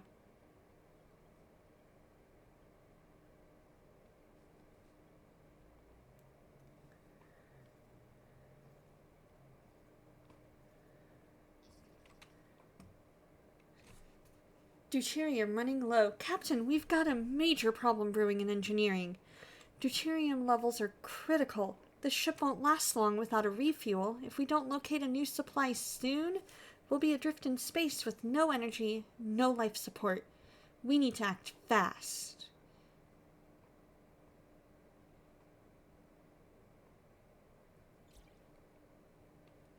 Alright, so we need that.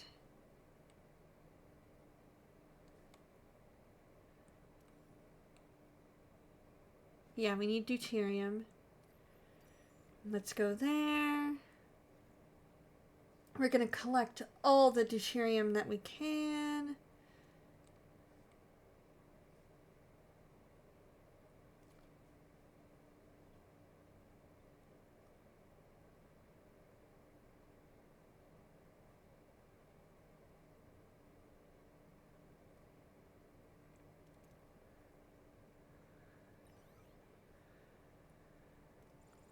The crew is happy about the fulfilled promise. Okay. Set a course, and then let's build emergency quarters.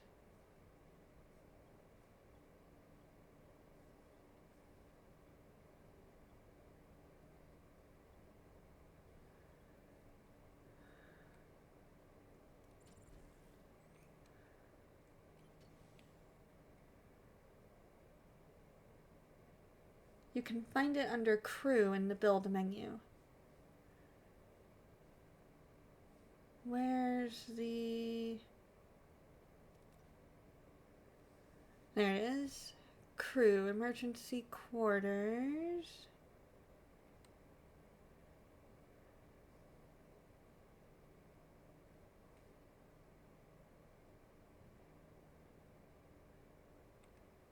Okay, so we've got to go to engineering?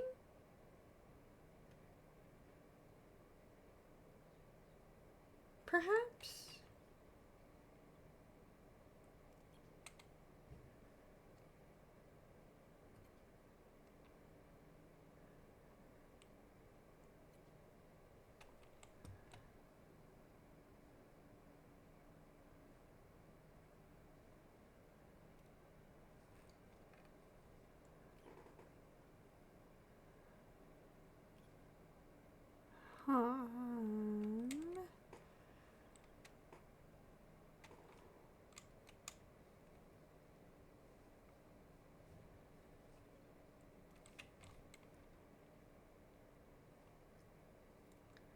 Got available crew.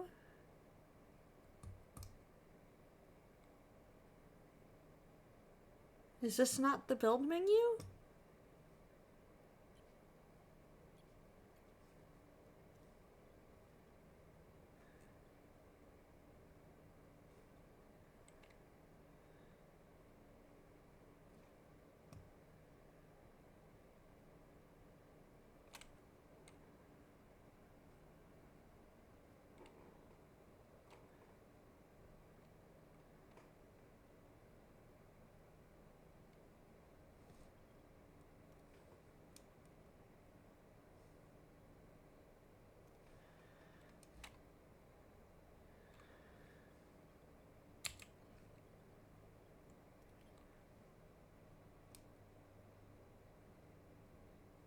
Huh.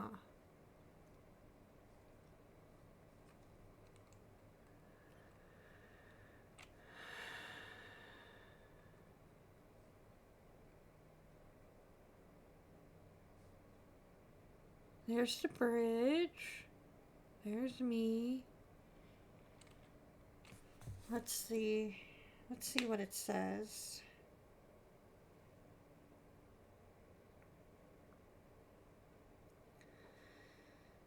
How to build emergency quarters in Star Trek Voyager across the universe. Because this looks to be the build menu right here.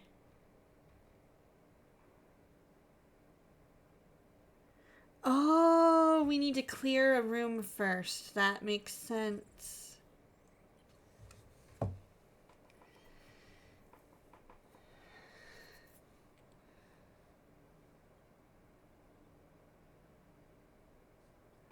That totally adds up. So we've got to keep exploring the system while they repair.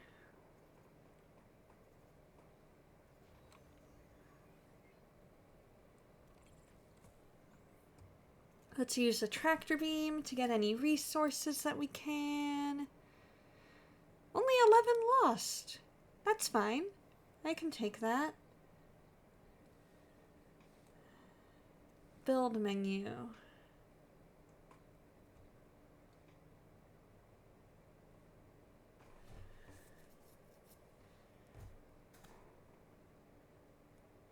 Oh, by selecting the room. Oh.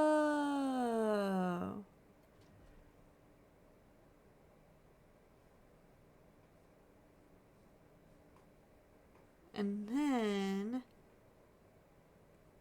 emergency quarters. Okay, there we go.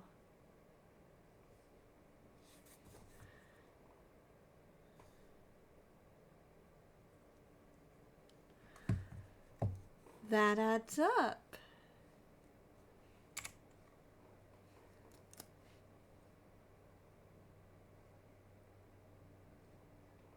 So now are we...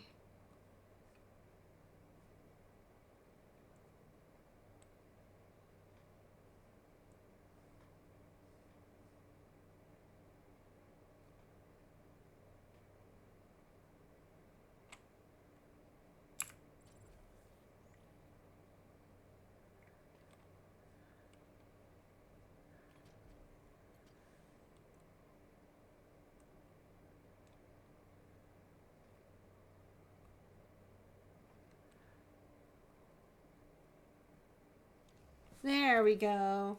Okay. Your crew is the lifeblood of your ship. Each room requires personnel to operate, so keep this in mind when adding new rooms or upgrades. Don't forget to provide the necessary accommodations or morale may drop faster than you like. Accept his comms request. Captain, the array's jamming signal has been neutralized. We should be able to establish communication. Let's hope they respond. Hail the array. Who is this? Why are you bothering me? Oh, it's you. Why are you back? You don't have what I need. I remember that voice, Captain. The old guy with the banjo. Though he seemed a lot less jellyfishy back on the array. I'm Captain Catherine Janeway of the Federation starship Voyager. We mean you no harm. We just want our people back. Your people? Your people are no longer here. They might have what I need. You'll just have to leave them.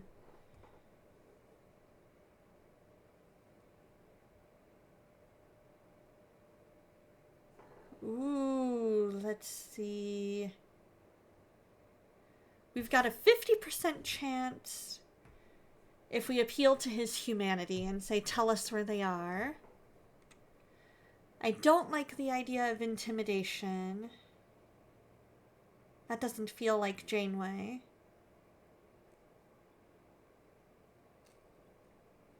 Let's appeal to his humanity. My plans for the weekend are, after stream today, I'm going to go pick up Soul and we're going to go grab lunch and then come back. And then we have D&D tonight at a friend's house. And then tomorrow, Soul's staying the night tonight. Tomorrow we're going to do stream and then Soul and I are going to grab a bite to eat and go see I Can Only Imagine 2. And then Sunday is going to be church and bowling. Alrighty, drive safe. We are entrusted with their safety. Their families and friends rely on us to bring them home. They are our responsibility. I understand, but I had no choice. There just isn't enough time. Time for what? I must honor a debt that can never be repaid. Find something that cannot be found. Me too, Soul. Me too. It's gonna be so good. Alright, guys. Do we want to offer our help or do we want to ask what kind of debt?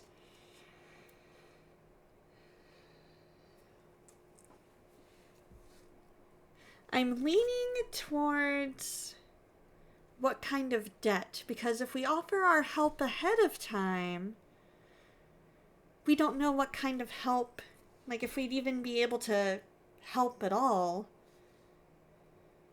You know what I mean?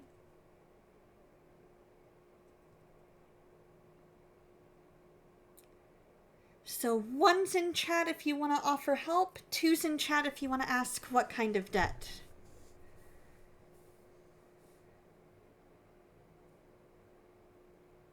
Alright. What kind of debt it is? What kind of debt? Maybe we can help. We just got the best of both worlds, you guys. We literally just got the best of both worlds with that.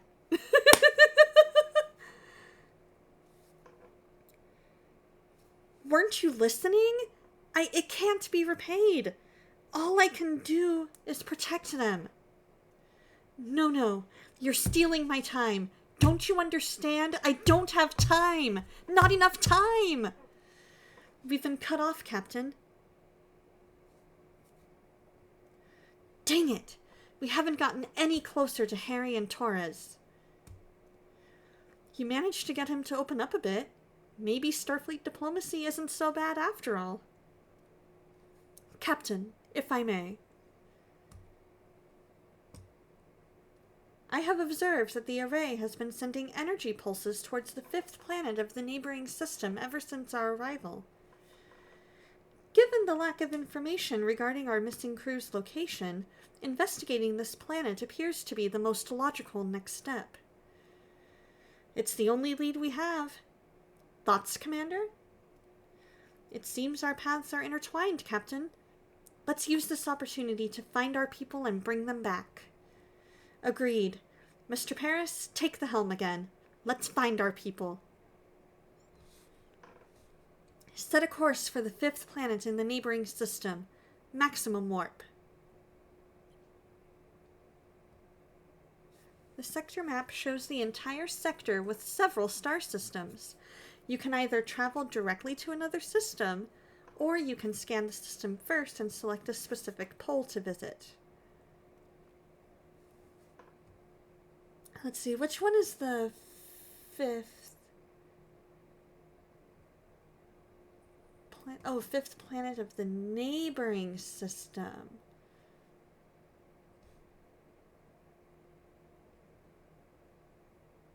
So my guess is we probably need to go here.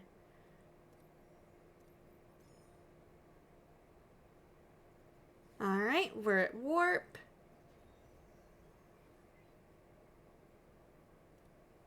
We've got emergency quarters. And then the Okampa. Let's set a course. We're gonna go talk to the Okampa. You'll have Captain, I need to address the lack of quarters. Many are sleeping in the corridors and morale is suffering. I'd suggest building new quarters so more people can sleep in their own beds. 40 cycles to accomplish. Let's see.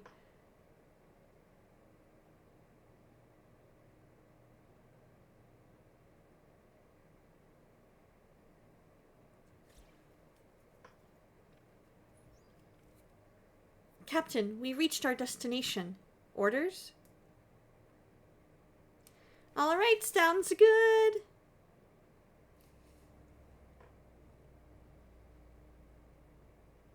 I probably should have gone with one rather than enough for the whole crew. There we are, Captain. And might I say, what a ride. Voyager handles like a dream. Responsive, agile. Don't get too carried away, Mr. Paris. Let's see what we have here. Following the array's energy pulses, Voyager discovers a desert planet with a harsh, unforgiving landscape. Are Harry, Kim, and B'Elanna perhaps being held in this place? What's so special about this ugly old space rock?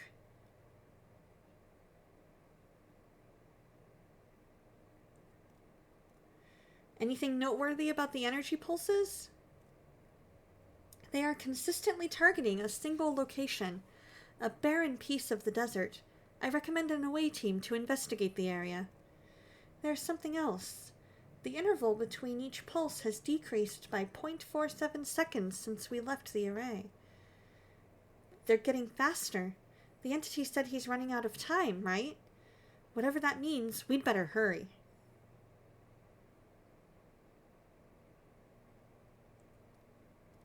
We'll examine this world firsthand.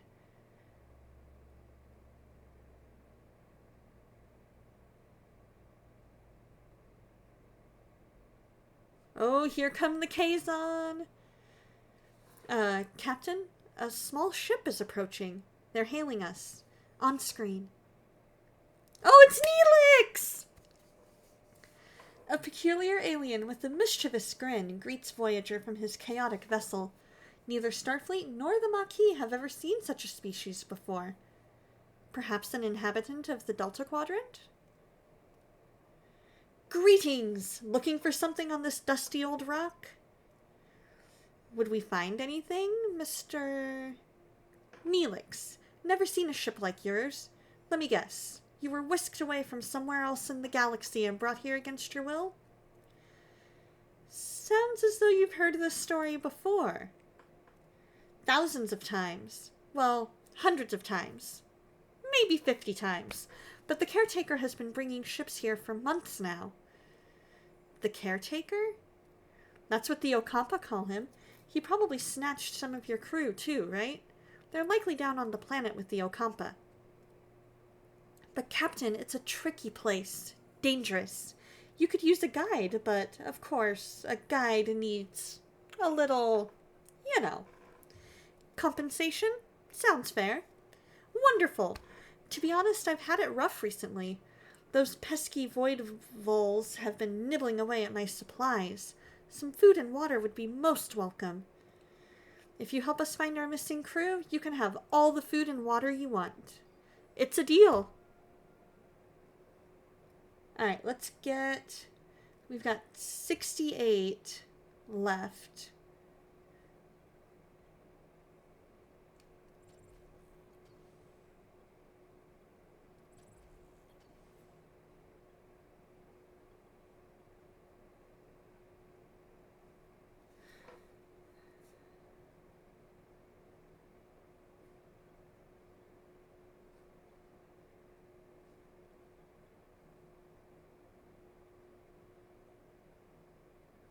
So we're just gonna do what we can.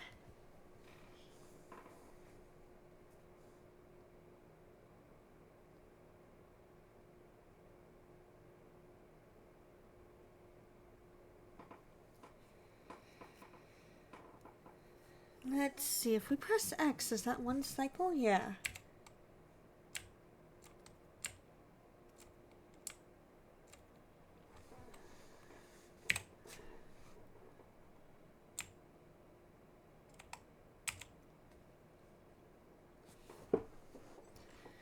What a delicious meal! A culinary masterpiece. I've never encountered such a tangy but comforting, smooth yet vibrant concoction. What was it called again? Tomato soup. I love tomato soup! Tomato soup? I'm something of a culinary wizard myself, you know. My Alfarian hair pasta bowl is widely known for its bold, mouth-watering taste. Ah, yes. Your missing crew, right? Scan the southern continent and look for a range of dead volcanoes. At their foot, you'll find a Kazon Olga encampment. Kazon Olga? One Kazon sect of many. They control this part of the quadrant. They're a bit difficult, but with the right approach, even they can be reasoned with. I thought you said the Ocampa had our people. Well, the Ocampa do have your people, it's just... finding them is a bit tricky. My old pal Maj Jabin, the Olga leader, might know where to look. He's a nice guy. A bit gruff, but he owes me a favor. Anything else we should know about these Kazon Ogla? Water is a precious commodity around these parts. The Ogla, they mostly get theirs through trade, so a little liquid diplomacy would go a long way. Very well. Prepare an away team, and you'll accompany them, Mr. Neelix.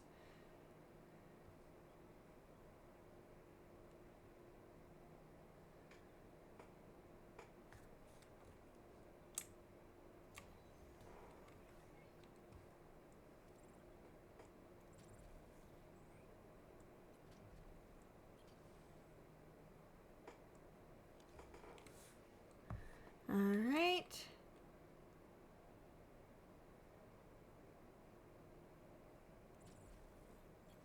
Oh, no available work team. Okay. That's fine. That's fine.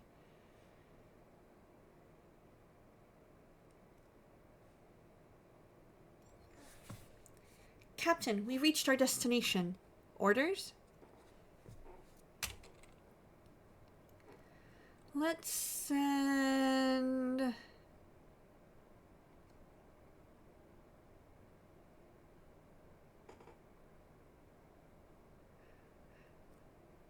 Let's level up Tuvok and let's level up Chakotay.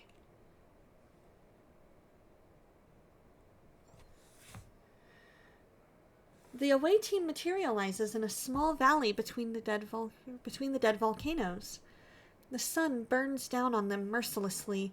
The air is hot and dry, and a sandy wind whips into their eyes. Captain, our tricorders are malfunctioning. Probably because of the energy impulses. How do we get our bearings in this dust bowl?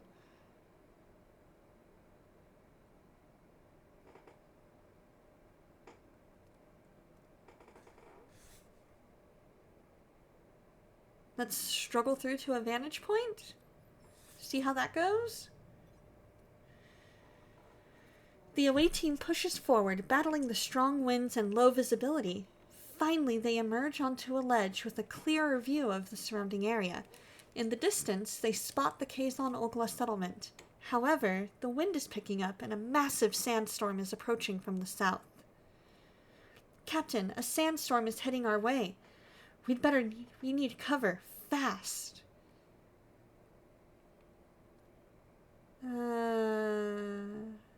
That's even worse. Both of these are going to have some consequences. Let's go with that one.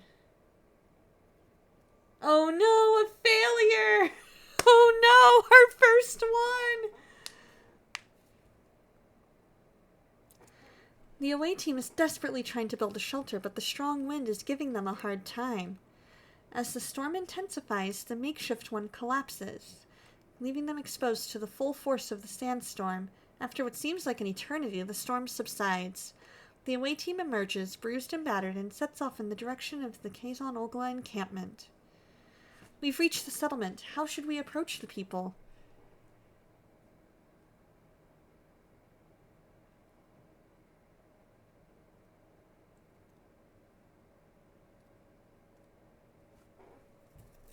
Typical Starfleet manner. That sounds good.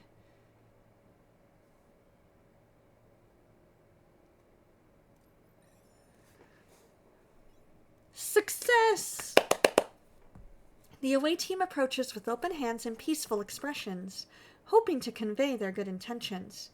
The Kazon Ogla women and children seem scared but curious, watching from a distance. The men approach cautiously, weapons at the ready. A tall Kazon emerges from the settlement, Jabin, their leader. At the sight of Neelix, his face darkens. In the background, a badly bruised young woman who looks nothing like the Kazon, but more like a human with pointy ears, peers around a corner. Seems like the Kazon don't find Neelix as charming as he led us to believe. How should we appease them, Captain? Alright, we got 1 minute to ads. I need a quick bio break. I'm going to go ahead and go to BRB, and we will be back in a minute.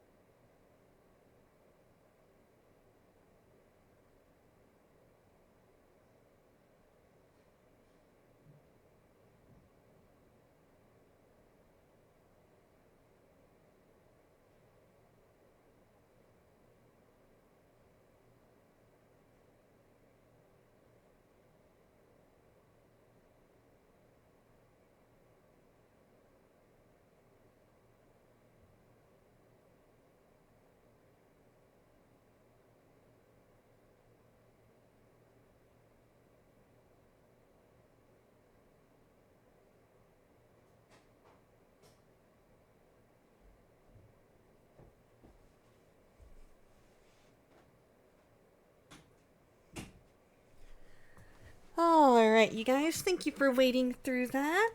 Let me get my headset put back on. There we go. Go back to the game screen.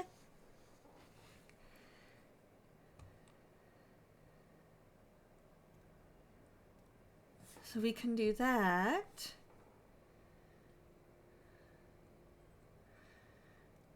That's not gonna work.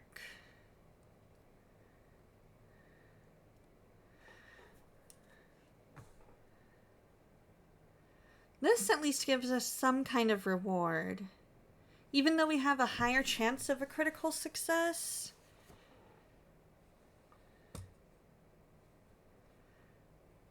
Because that gives us like a, what, probably 45% chance of a critical success?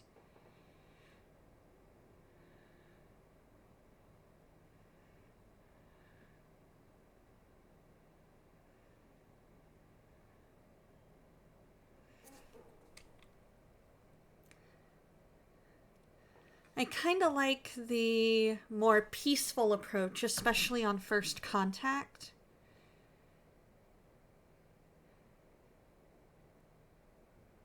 Let's give it a go.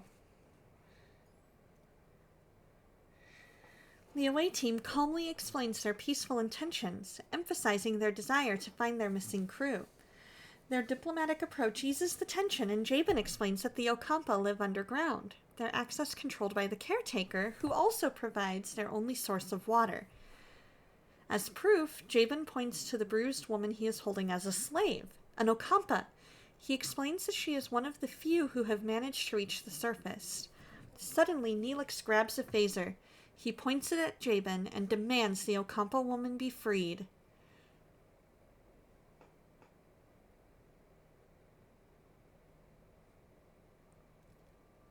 Things are getting out of hand, Captain. We should retreat.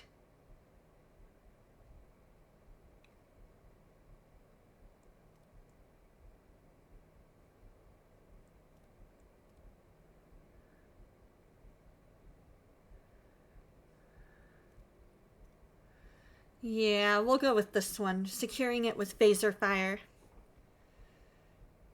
That's going to give us good rewards. Plus, it's going to give us, it's got really, really good rewards. So let's give that a go. Hey, our first critical success. The away team lays down covering fire, forcing the Kazon to take cover. This allows them to minimize their exposure to enemy fire. Jabin, though furious, seems to acknowledge the away team's fighting skills. They escape with no casualties.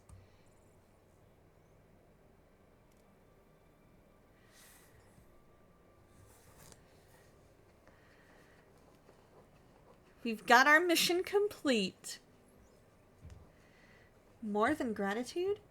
Safely back on Voyager, Neelix surprises the rest of the away team as he and the rescued woman kiss passionately. How deep does the relationship between the two go? My dearest Kiss, didn't I promise I'd save you? I knew you would come for me, my love. You lied and endangered my crew. This is not how trust is built, Mr. Neelix. He was desperate, Captain, but I understand. I want to repay you and your crew for saving me. As Jabin said, the access to the underground city is controlled by the caretaker.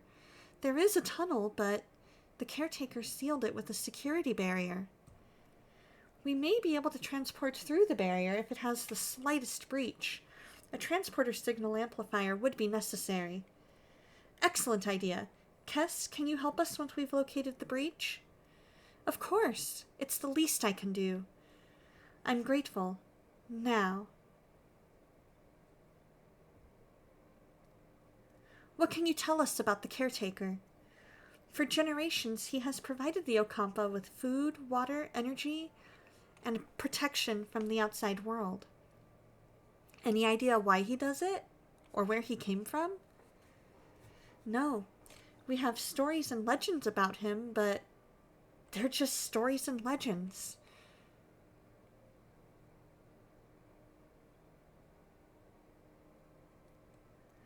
Kess, Mr. Neelix, I'm curious. How did you two meet? I met Kess while I was trading with the Kazon Ogla. They enslaved her, but she was kind, even to someone like me. I had to get her out. He visited, brought me gifts, made me laugh. He was the only good thing in that terrible place. We fell in love. I admit I used you, Captain. I apologize, but I'd do it again in a heartbeat. Kess, if it's so dangerous on the surface, why did you leave your home? I felt a strong pull to explore the world beyond the city. I yearned for the freedom to discover new things and learn about myself. Seeing my people so dependent on the caretaker, unable to even think for themselves, it was unbearable. We once possessed telepathic abilities, but these atrophied over many generations. Alright, someone get started on that transporter signal amplifier, and Kess, we'll go to sickbay and have you examined.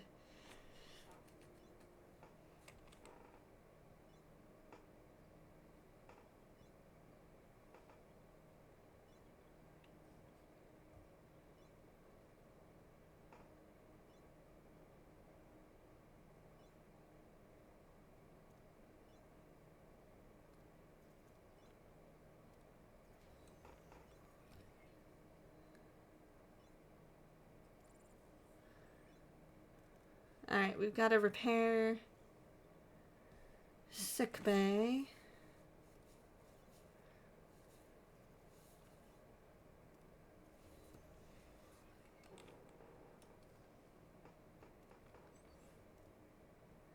Computer, initiate emergency medical holographic program.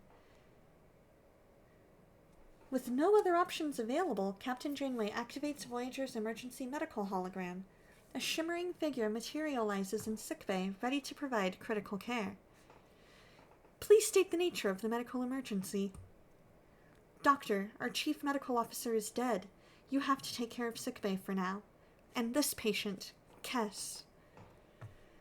There's no need for concern. I am capable of treating any injury or disease. A broken ulna, a few minor bruises and grazes. Nothing I can't handle. You are in the most capable hands, young lady. Thank you, Doctor. That's very kind of you. I expect you to do your best, Doctor. Do my best? Captain, I am programmed for optimal medical care. What else would I do? Now, if you'll excuse me, I have a patient to attend to. And a sickbay to reorganize.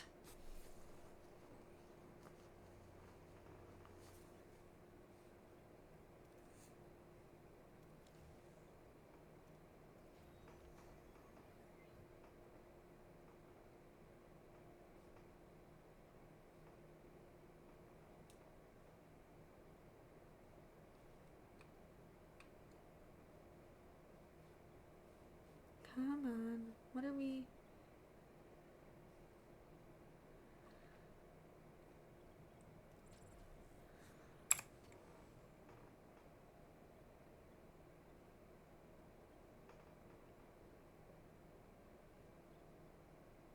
Why are we looking at the Aero Shuttle Bay? Okay, we don't want that.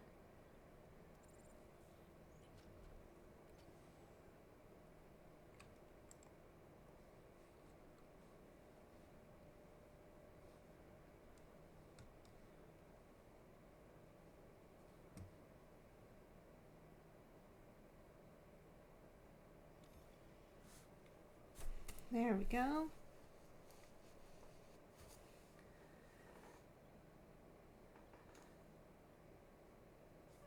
One cycle there.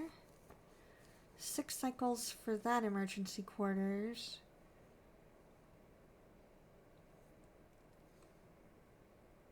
No available repair team. Okay.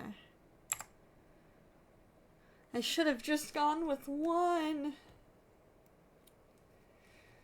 If I don't get enough rooms made, that's going to be awful. They're not going to trust me.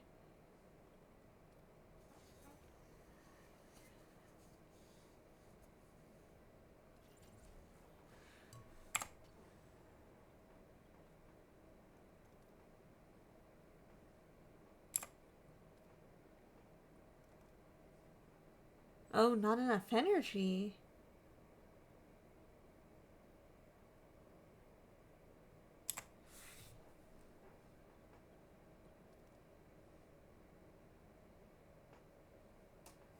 We need to go get more resources.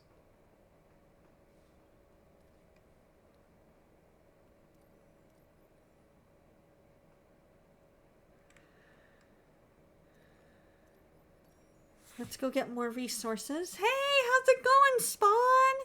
Hope you're doing well.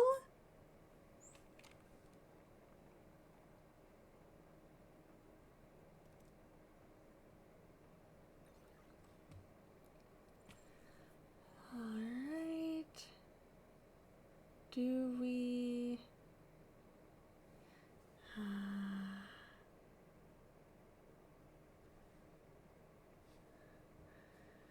You got the Wheatflower Wonderland DLC for Hello Kitty Island Adventure last night? I love it! That's fantastic! We're attempting to build enough ship stuff to or enough rooms to build, you know. Alright, so we need... Okay, so we need... Which one is that?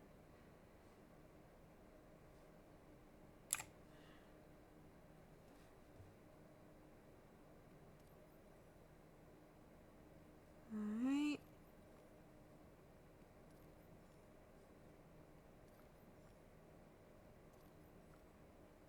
We need that.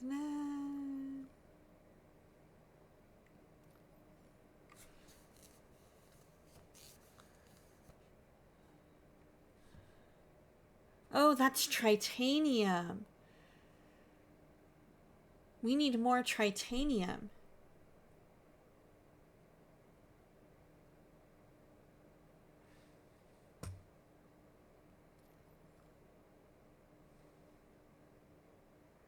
You've been playing it since last night before you went to bed. I love it, and I love that it's so cute.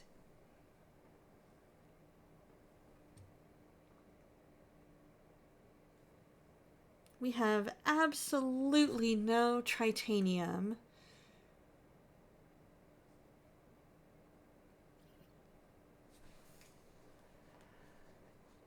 Absolutely none.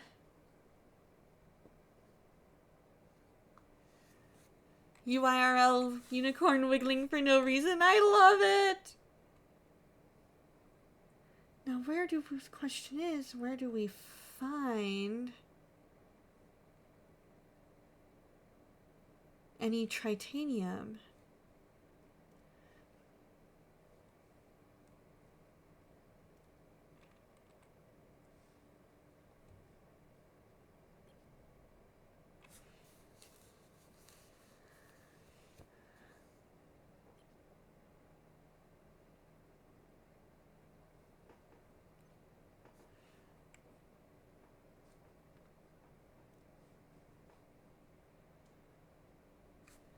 How do we produce tritanium?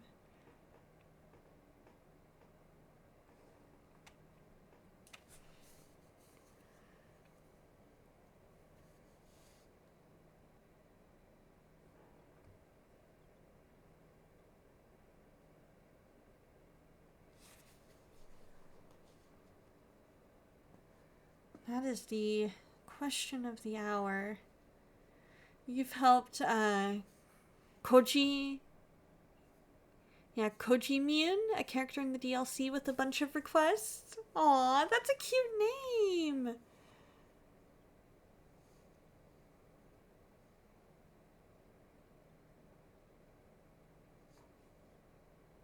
We don't need the holodeck yet.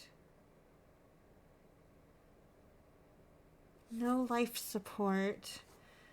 How do we...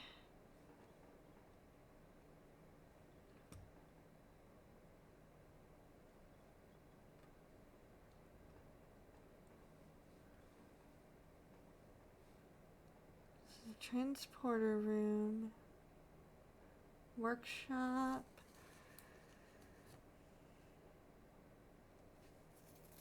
I wonder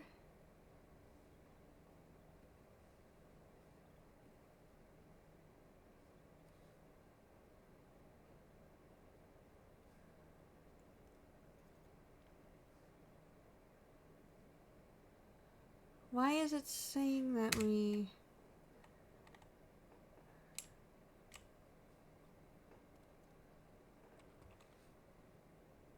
Why is it saying that we need...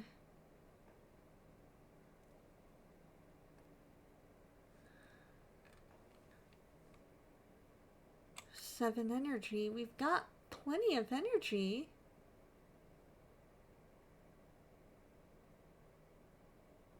Oh, available is 5. Because it's using 55 in gray mode.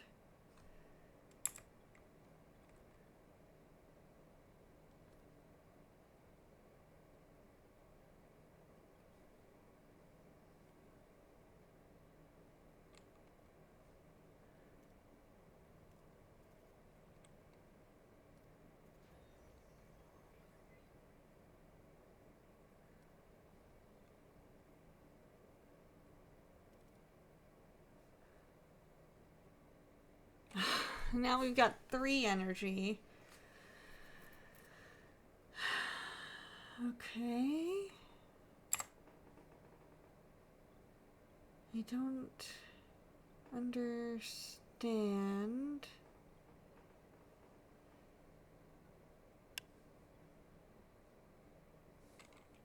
You think you managed to convince Baby Spawn to get Hello Kitty Island Adventure? Awesome! She said she'll get it another time because she's got V-Bucks for Fortnite. Nice. Nice.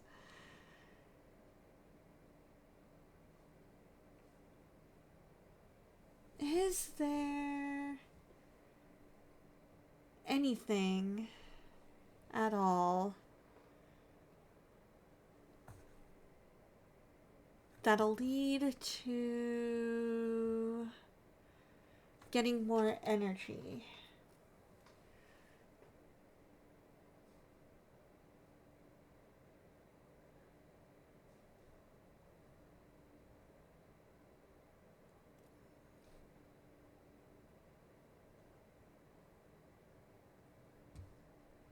We do need some more duranium, and we need more food.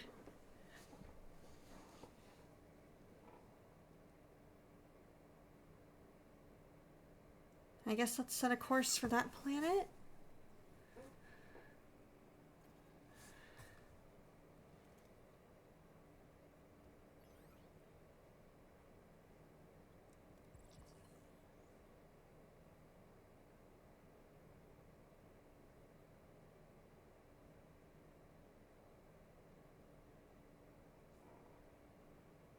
Huh, okay.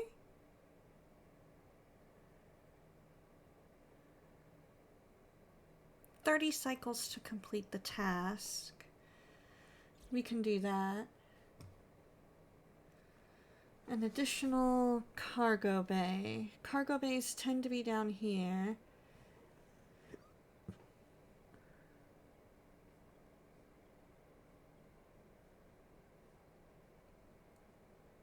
That's main engineering.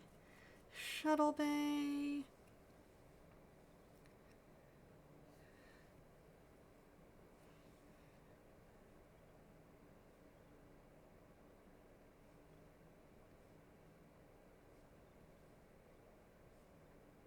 Phaser control room. We've got all kinds of ruined rooms. I'm gonna turn on the fan. It feels hot in here.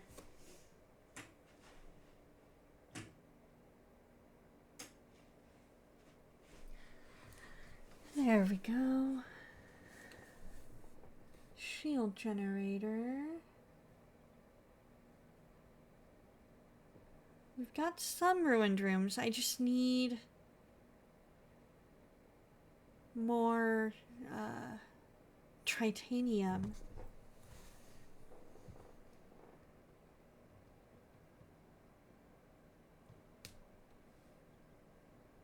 And none of these have any tritanium.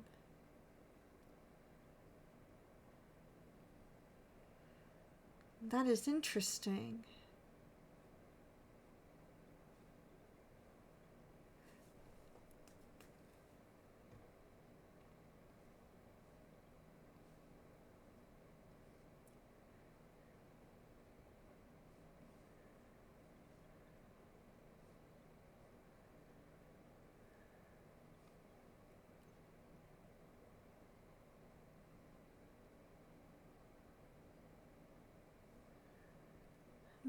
maybe we need...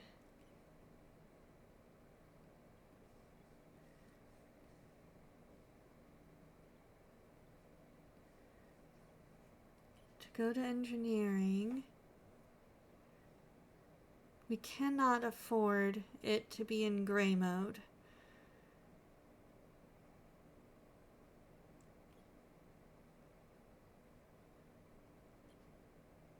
Oh, unlocked by upgrading.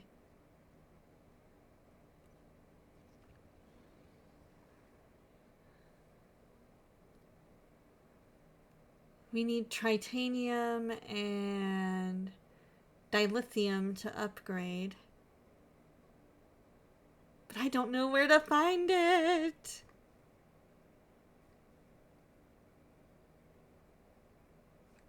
Oh, good. Available is 63. Available energy. Okay. Good, good, good, good, good, good. So we can activate the science lab.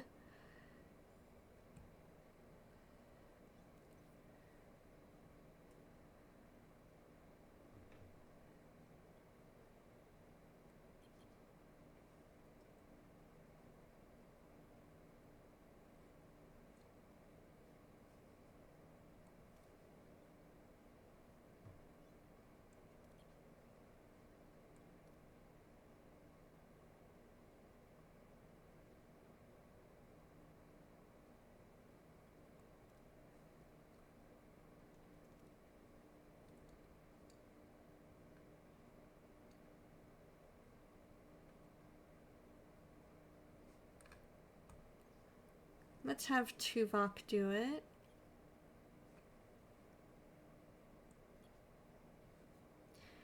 You got something adorable that you need to show me? You took a picture from your Switch 2 and about to give that picture to your phone. Yes!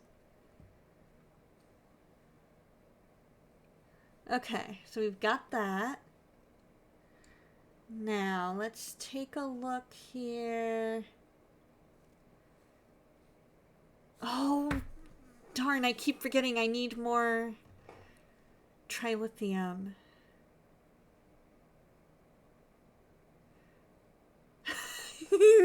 That is true. It just might. Because I have 0 of it.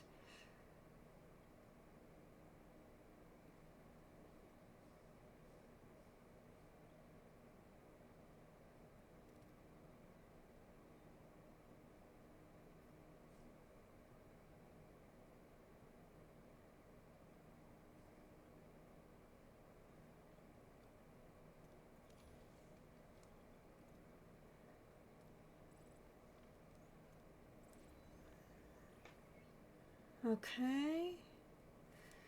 So that's good. Is it going to...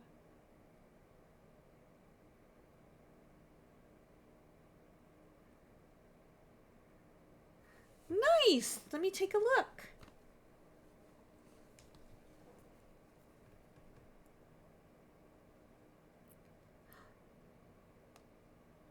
Oh my gosh, that's so cute! That is so cute, Spawn!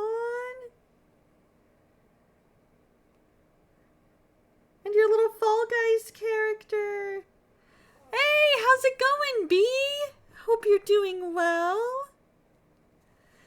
We are attempting to find ways to get trilithium.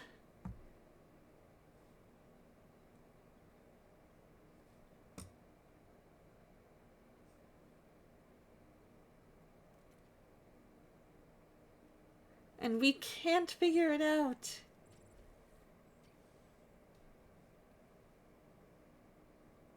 Because there's no life support on a bunch of these decks.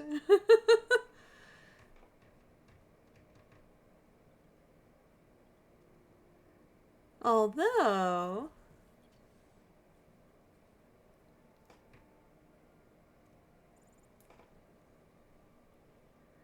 So far, so good. So far, so good. Bee, how about you? Captain, the blueprints for the signal amplifier are complete. However, to start production, we need to repair the workshop.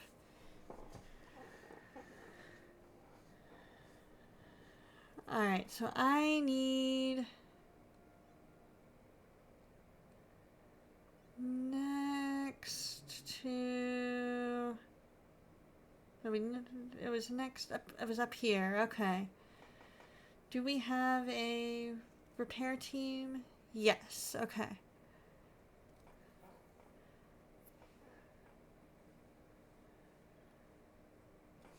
I really should have just gone with one instead of saying I would get a bunch.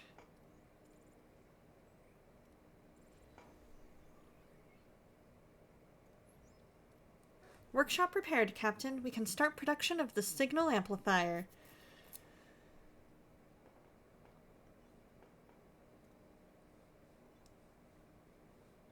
One cycle left there. So let's...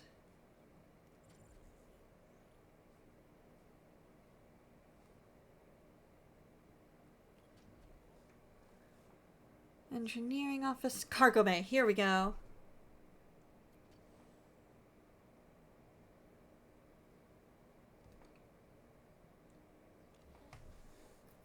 Parfaitement. Alright. So now, workshop. 3 cycles.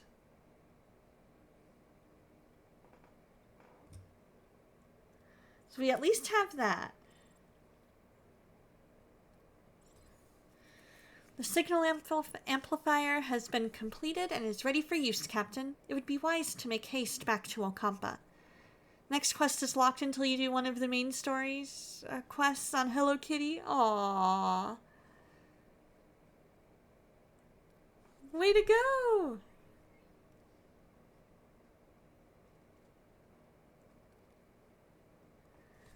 There we go. So we've got 9 more cycles to get enough quarters to accommodate the rest of the crew.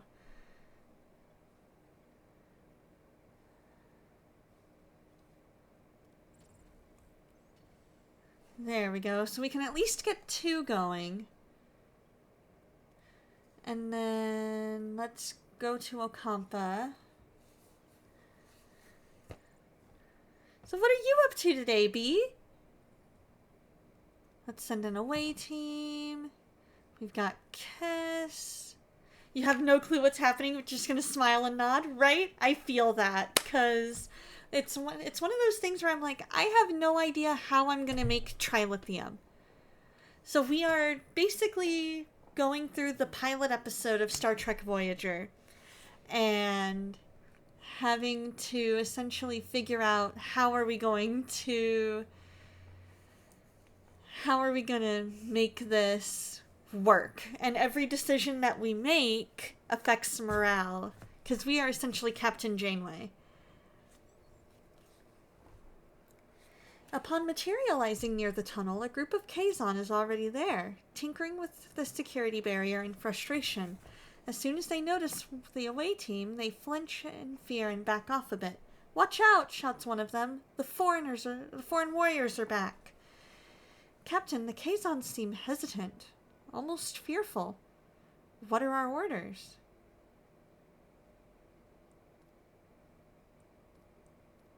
Ooh, yes! Bluff to open fire if they don't retreat. Count to 3. Let's try it. Let's try it. We can get a critical success. The away team points their phasers at the Kazon, issuing a clear warning. Retreat or face the consequences. Then, with a dramatic flare, they start counting to 3. The Kazon, visually intimidated, hastily back away and disappear into the rocky terrain. The away team then enters the tunnel unopposed. Dear me, the captain? Right? Right? We get to make all the decisions, though, and I'm here for it. I am totally here for it. We've reached the tunnel entrance. Using the transporter signal amplifier now to find possible breaches in the security barrier. Yeah, I had a feeling that would be. So with this, we don't like this result, or at least I don't, because of the amount of red. The red is we might fail. At least with both of them working on it, now we have a chance at a critical success. There, we still have a pretty high chance of failure. So let's have both of them work on it.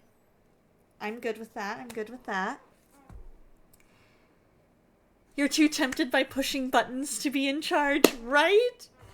The away team deploys the transporter signal amplifier, carefully scanning the barrier for any vulnerabilities. After a tense few minutes, they locate a small breach in the energy field. They successfully transport themselves through the opening and into the tunnel. Beyond the barrier, the tunnel opens into a breathtaking sight. Embedded in a large cavern is a futuristic environment with smooth white walls glowing in warm white light and sprinkled with patches of green. This is the Ocampa City. Captain, we're inside the Ocampa City, but it's a maze of streets and chambers. How should we proceed to find Harry and B'Elanna? I like this. Let's let Kes do her thing.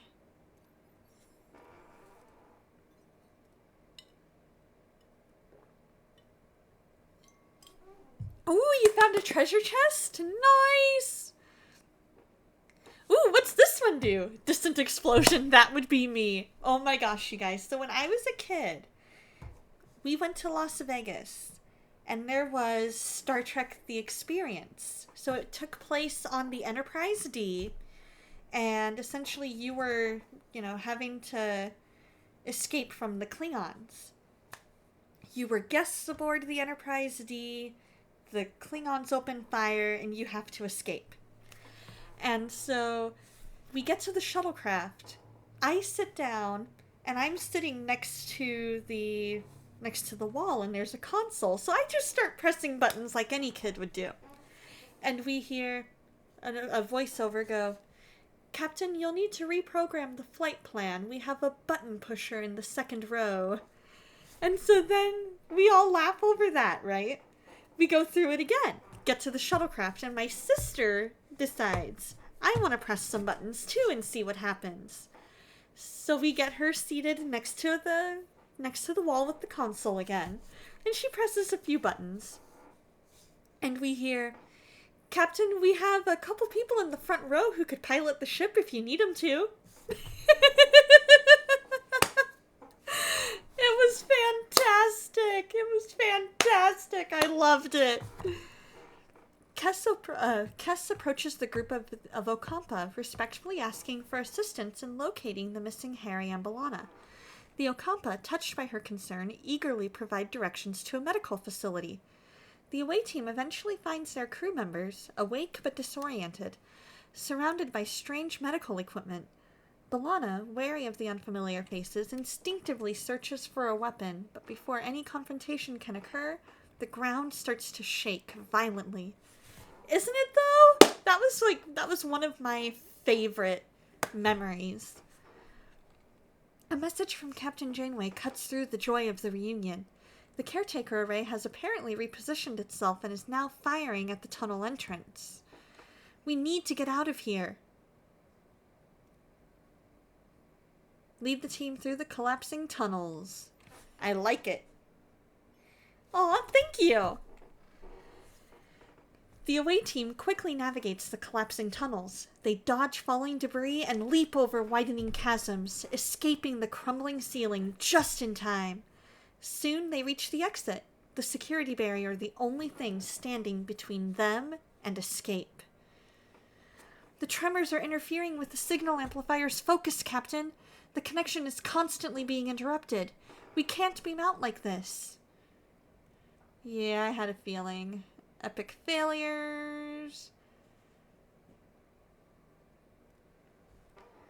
We'll get a critical success. We'll do critical. Oh, really? Really? Are you kidding me? We had that much critical ability. We had that high of a probability of getting a critical success, and we just barely missed it. Working quickly, the away team adjusts the transporter signal amplifier's frequency and modulation, compensating for the tremors. The transporter signal stabilizes, allowing the away team to lock onto the beam and materialize safely back to Voyager. 4 successful challenges, 1 critical success. We got our injury-free bonus. Heck yeah!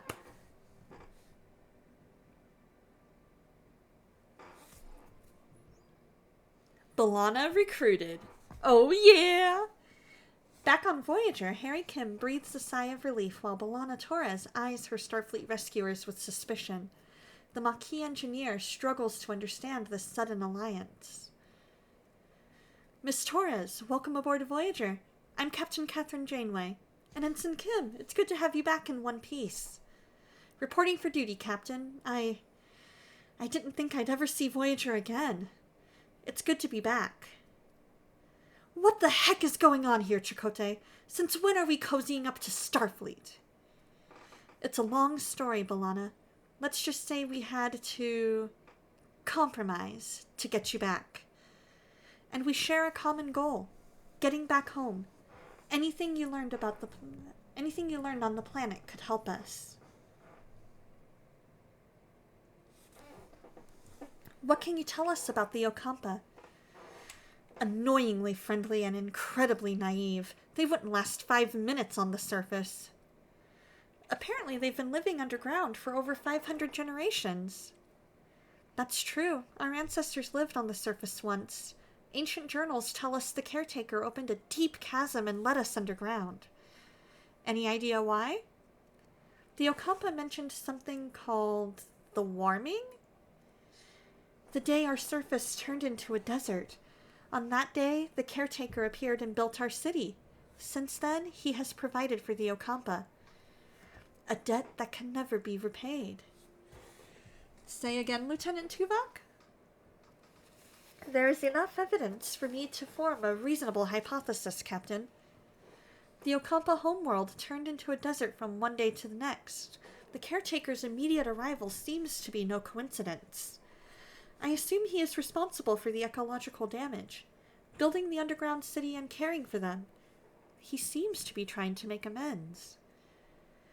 But how could he cause such devastation, to render a planet incapable of sustaining life? I confess I do not know, Captain. Did you learn anything about the caretaker? He's been acting weird lately. Apparently abducting people is a new hobby of his. Oh, and he increased the Ocampa's power supply enough to last them for 5 years, if I recall correctly. And he destroyed the tunnels. It sounds like he's preparing for something. But what? The caretaker mentioned that you might have what he needs. Can you make sense of that? We woke up covered in strange ulcerations. The Ocampa said we were sent away to prevent some kind of plague. Except we weren't sick before we met the guy. What a crock. They also said the caretaker had sent others with the same disease. But they didn't recover. They died? I want you both in sickbay. Now. Captain, their condition is unusual. It appears to be a cellular disruption caused by the introduction of foreign genetic material. Their bodies are rejecting it. Rather violently, I might add. They're fortunate. A few more days and the cellular disruption would have been fatal. You found Pum Pum Purin! I love it! Foreign genetic material? For what purpose? An excellent question, Commander. It appears to have been introduced deliberately, though why anyone would want to inject them with incompatible DNA is beyond my comprehension. Prognosis, Doctor? I've already started the treatment. With my expertise, they should make a full recovery. Captain, there is now enough evidence to form a reasonable hypothesis. The caretaker provides the Ocampa with a mere 5 years' worth of energy, then destroys the access tunnels. In addition, he frequently mentioned running out of time. The caretaker has sustained the Ocampa for millennia. Why this sudden urgency? It is illogical. My conclusion is that he does not intend to continue his role as caretaker. The doctor's discovery further confirms my hypothesis. The caretaker is enacting measures to safeguard the Okampa for as long as possible. However, they will run out of energy eventually, so he seeks a successor, one who would continue his work. This explains the abduction and subsequent testing of individuals from various sectors. I believe that the caretaker is dying. If he dies, how the heck are we supposed to get home? We have to return to the array before it's too late. Captain, given the caretaker's reluctance, a more assertive approach may be necessary. I believe a bit of tactical planning is in order. Shields first, then phasers.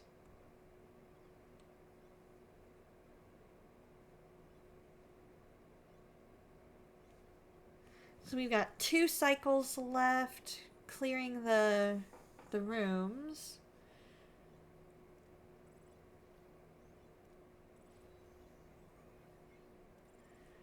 Then we'll send 1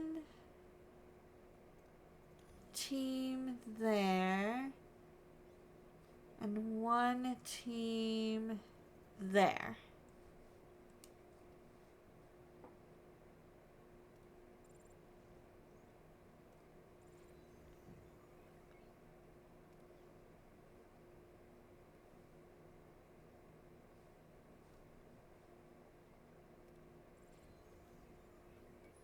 Alright.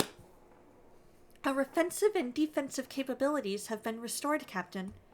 However, I suggest a test run to verify system functionality and to assess our temporary flight control officer's performance in combat. Excuse me? This ace pilot knows more maneuvers than Starfleet can throw Greek letters and numbers together. Except the one for evading Starfleet custody. Gentlemen, enough. Tuvok is right. We need to test our combat systems, but we lack a sparring partner. You have one. Our ship. Seriously, Chakotay? All the Maquis on the Valjean is Starfleet target practice? What could possibly go wrong? B'Elanna, focus. We need preparation. I will pilot the Valjean, Captain. Just remember to set your phasers to simulation. I'll keep it in mind, Commander.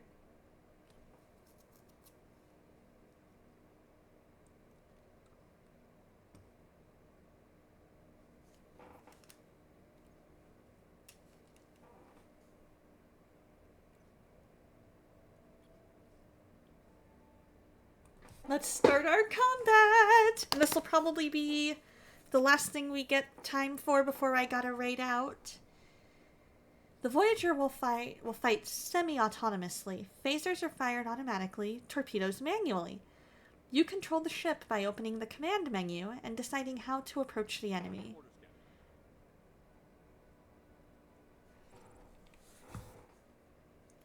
Order your ship to try and attack or defend a side with the either defensive or offensive movement. Fleeing requires enemy engines to be damaged, while surrendering costs resources as a form of payment. You can also repair damaged subsystems. Proceed to offensive movement.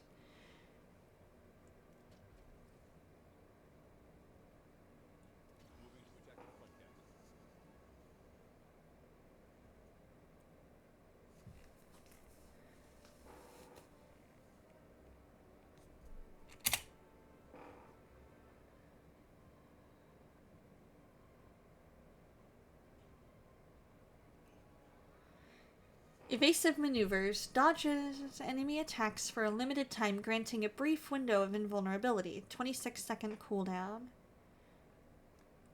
Ability ready, Captain.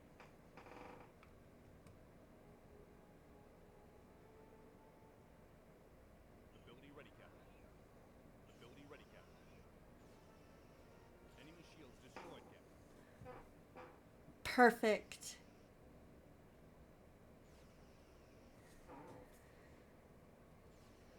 Let's do this!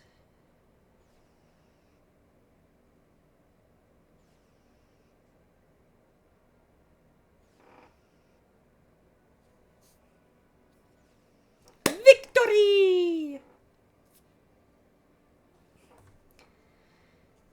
59% hull status.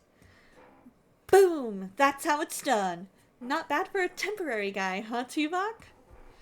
Your methods were unconventional. However, the objective was achieved. An acceptable performance. One more thing, Captain. Whatever awaits us at the array, the Valjean should be in a support position for Voyager.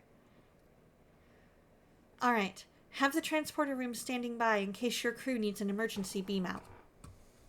Let's show this quadrant what we're really made of.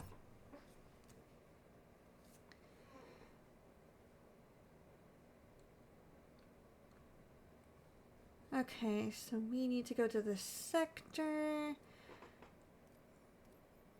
We need to go there.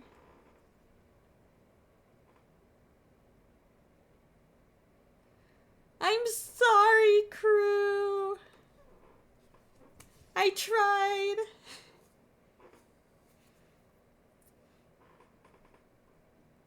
We gotta get more.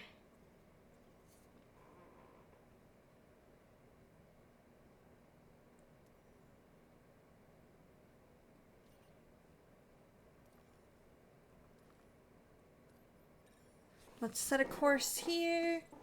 We got 50 out of 900.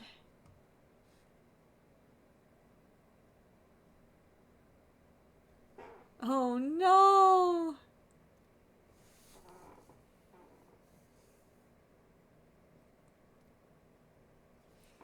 Oh no, we are running out of everything!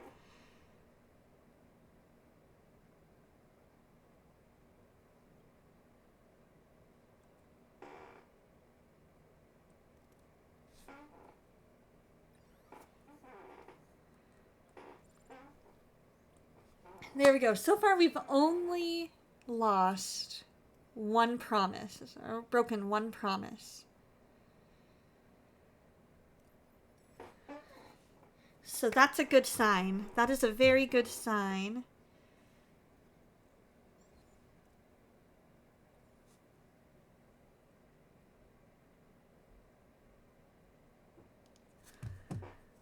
Let's continue.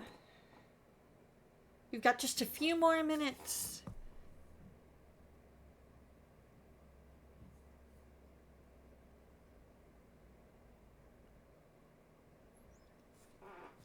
It seems we were expected, Captain. It's the Kazon. The lead ship is hailing us. They're probably not calling to chat. I'll have our Maquis raiders manned. You'll have support if this turns into a fight, Captain. Excellent idea, but let's see what the Kazon have to say first. Why are you here? Do you truly believe you can defeat us? All we care about is getting home, Jabin. We will beam over to the array and see if we can arrange that. Battle stations.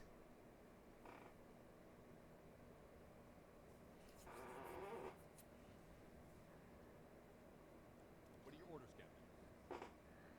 Orders are offensive action. Moving to sector front deck. There we go. Let's do it.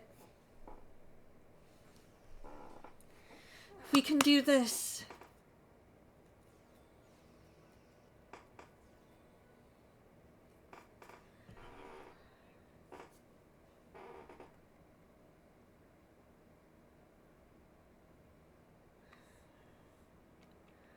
All right. Fire that torpedo. Ability ready, Captain. Enemy shields destroyed, Captain. Good. Is fled, Captain. Yay!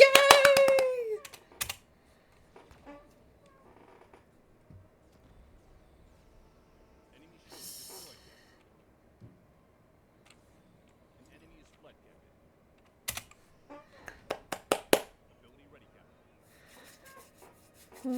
We're doing it. We're gonna win. We're gonna win.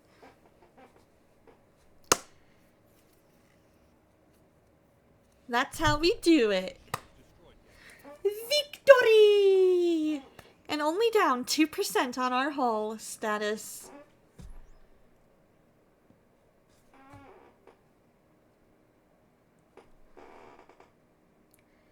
That went better than expected. Our radar is still in good shape. I'll keep it close by, just in case more Kazon decide to show up. You are strong, Captain, but there is strength in numbers. I have called for reinforcements. This array will be mine!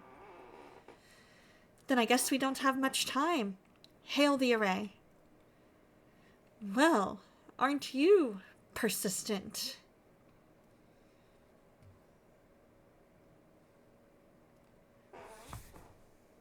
Impossible. I've barely enough strength to complete my work. I must protect the Okampa. If I don't, the Kazon will steal their water. They won't be able to survive.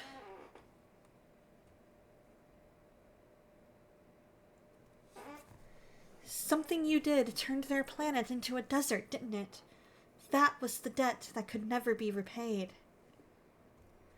She went off to look for more interesting places. Did you ever consider allowing the Okampa to care for themselves? They're children. Children grow up. They need challenges. Maybe the Okampa are stronger than you think. Send us home. You've dragged us into this. You need to send us... Captain, Jabin wasn't bluffing. His reinforcements have arrived. I could try to access the array system to transport us to the Alpha Quadrant, Captain. No, I'm fading. Time is up. If you leave, the array will be left to the Kazon. They will annihilate, the Okampa. You must destroy it. Don't listen to him. We'll be stranded. Please, protect the Okampa. What is right and what is easy? The caretaker fades away, collapsing into an inert crystalline form. Janeway is now faced with an impossible choice. Return home to the Alpha Quadrant, leaving the Okampa defenseless? Or sacrifice Voyager's return to ensure their safety? The clock is ticking. He's gone. Captain, the Kazon are closing in. Shall I try to access the primary control systems to send us back? Welcome back! Alright guys, as our final decision of the stream.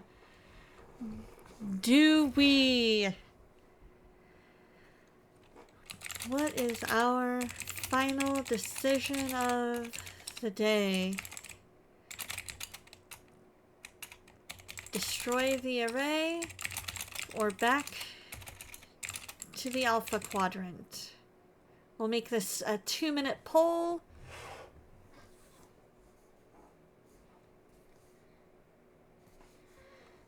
As our final decision of the day, do we protect the Okampa or do we head back home? We have 1 vote for destroying the array.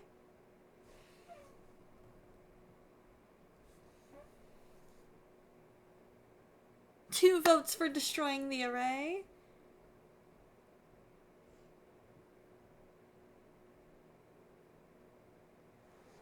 What's everybody else's thoughts? We'll wait for the poll to end.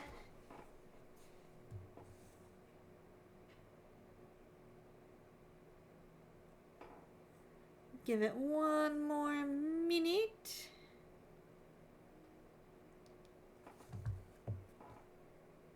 Because we're about halfway through our time.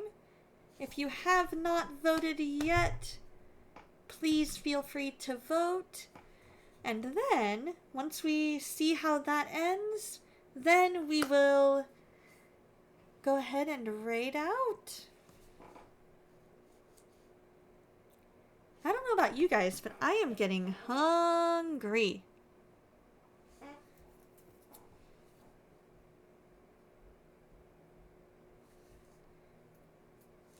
You caught a chicken! Yes! Way to go, Spawn!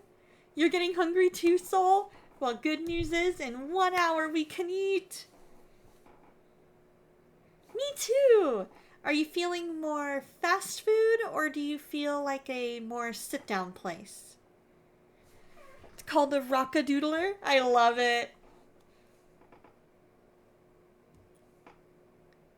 Alright, destroy the array it is.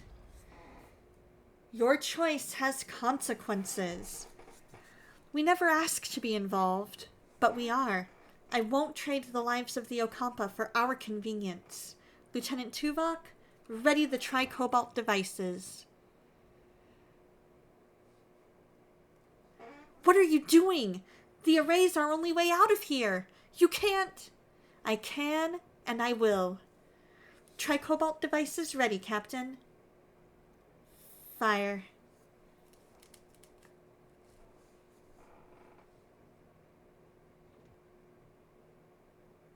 Unfortunately, I cannot snooze, so if we get caught in ads, I apologize.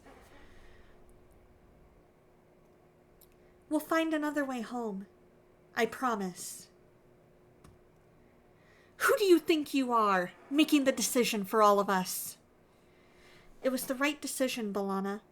The Okampa, they remind me of our people. We were fighting a more powerful enemy to protect our own. The Okampa deserve that too. 70,000 light years. We're really stranded, aren't we?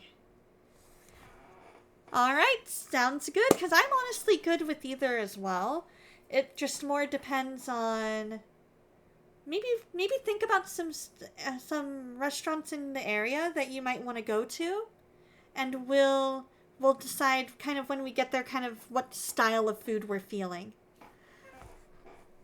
Great! Now I'll definitely miss my next parole review. A missed parole review should not be your primary concern at the moment, Mr. Paris. Ah, thanks, Tuvok. Hadn't thought about that. Jabin is hailing us, Captain. You have made an enemy today. Mr. Paris, put some distance between us and this place.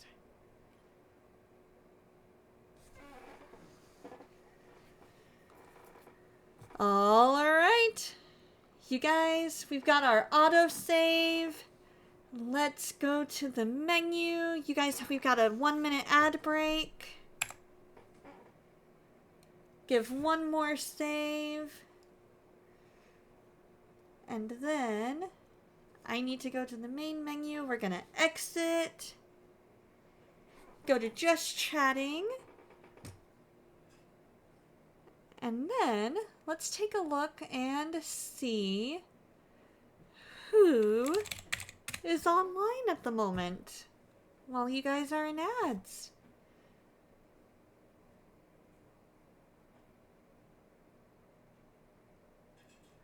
I think I know exactly where we're gonna raid.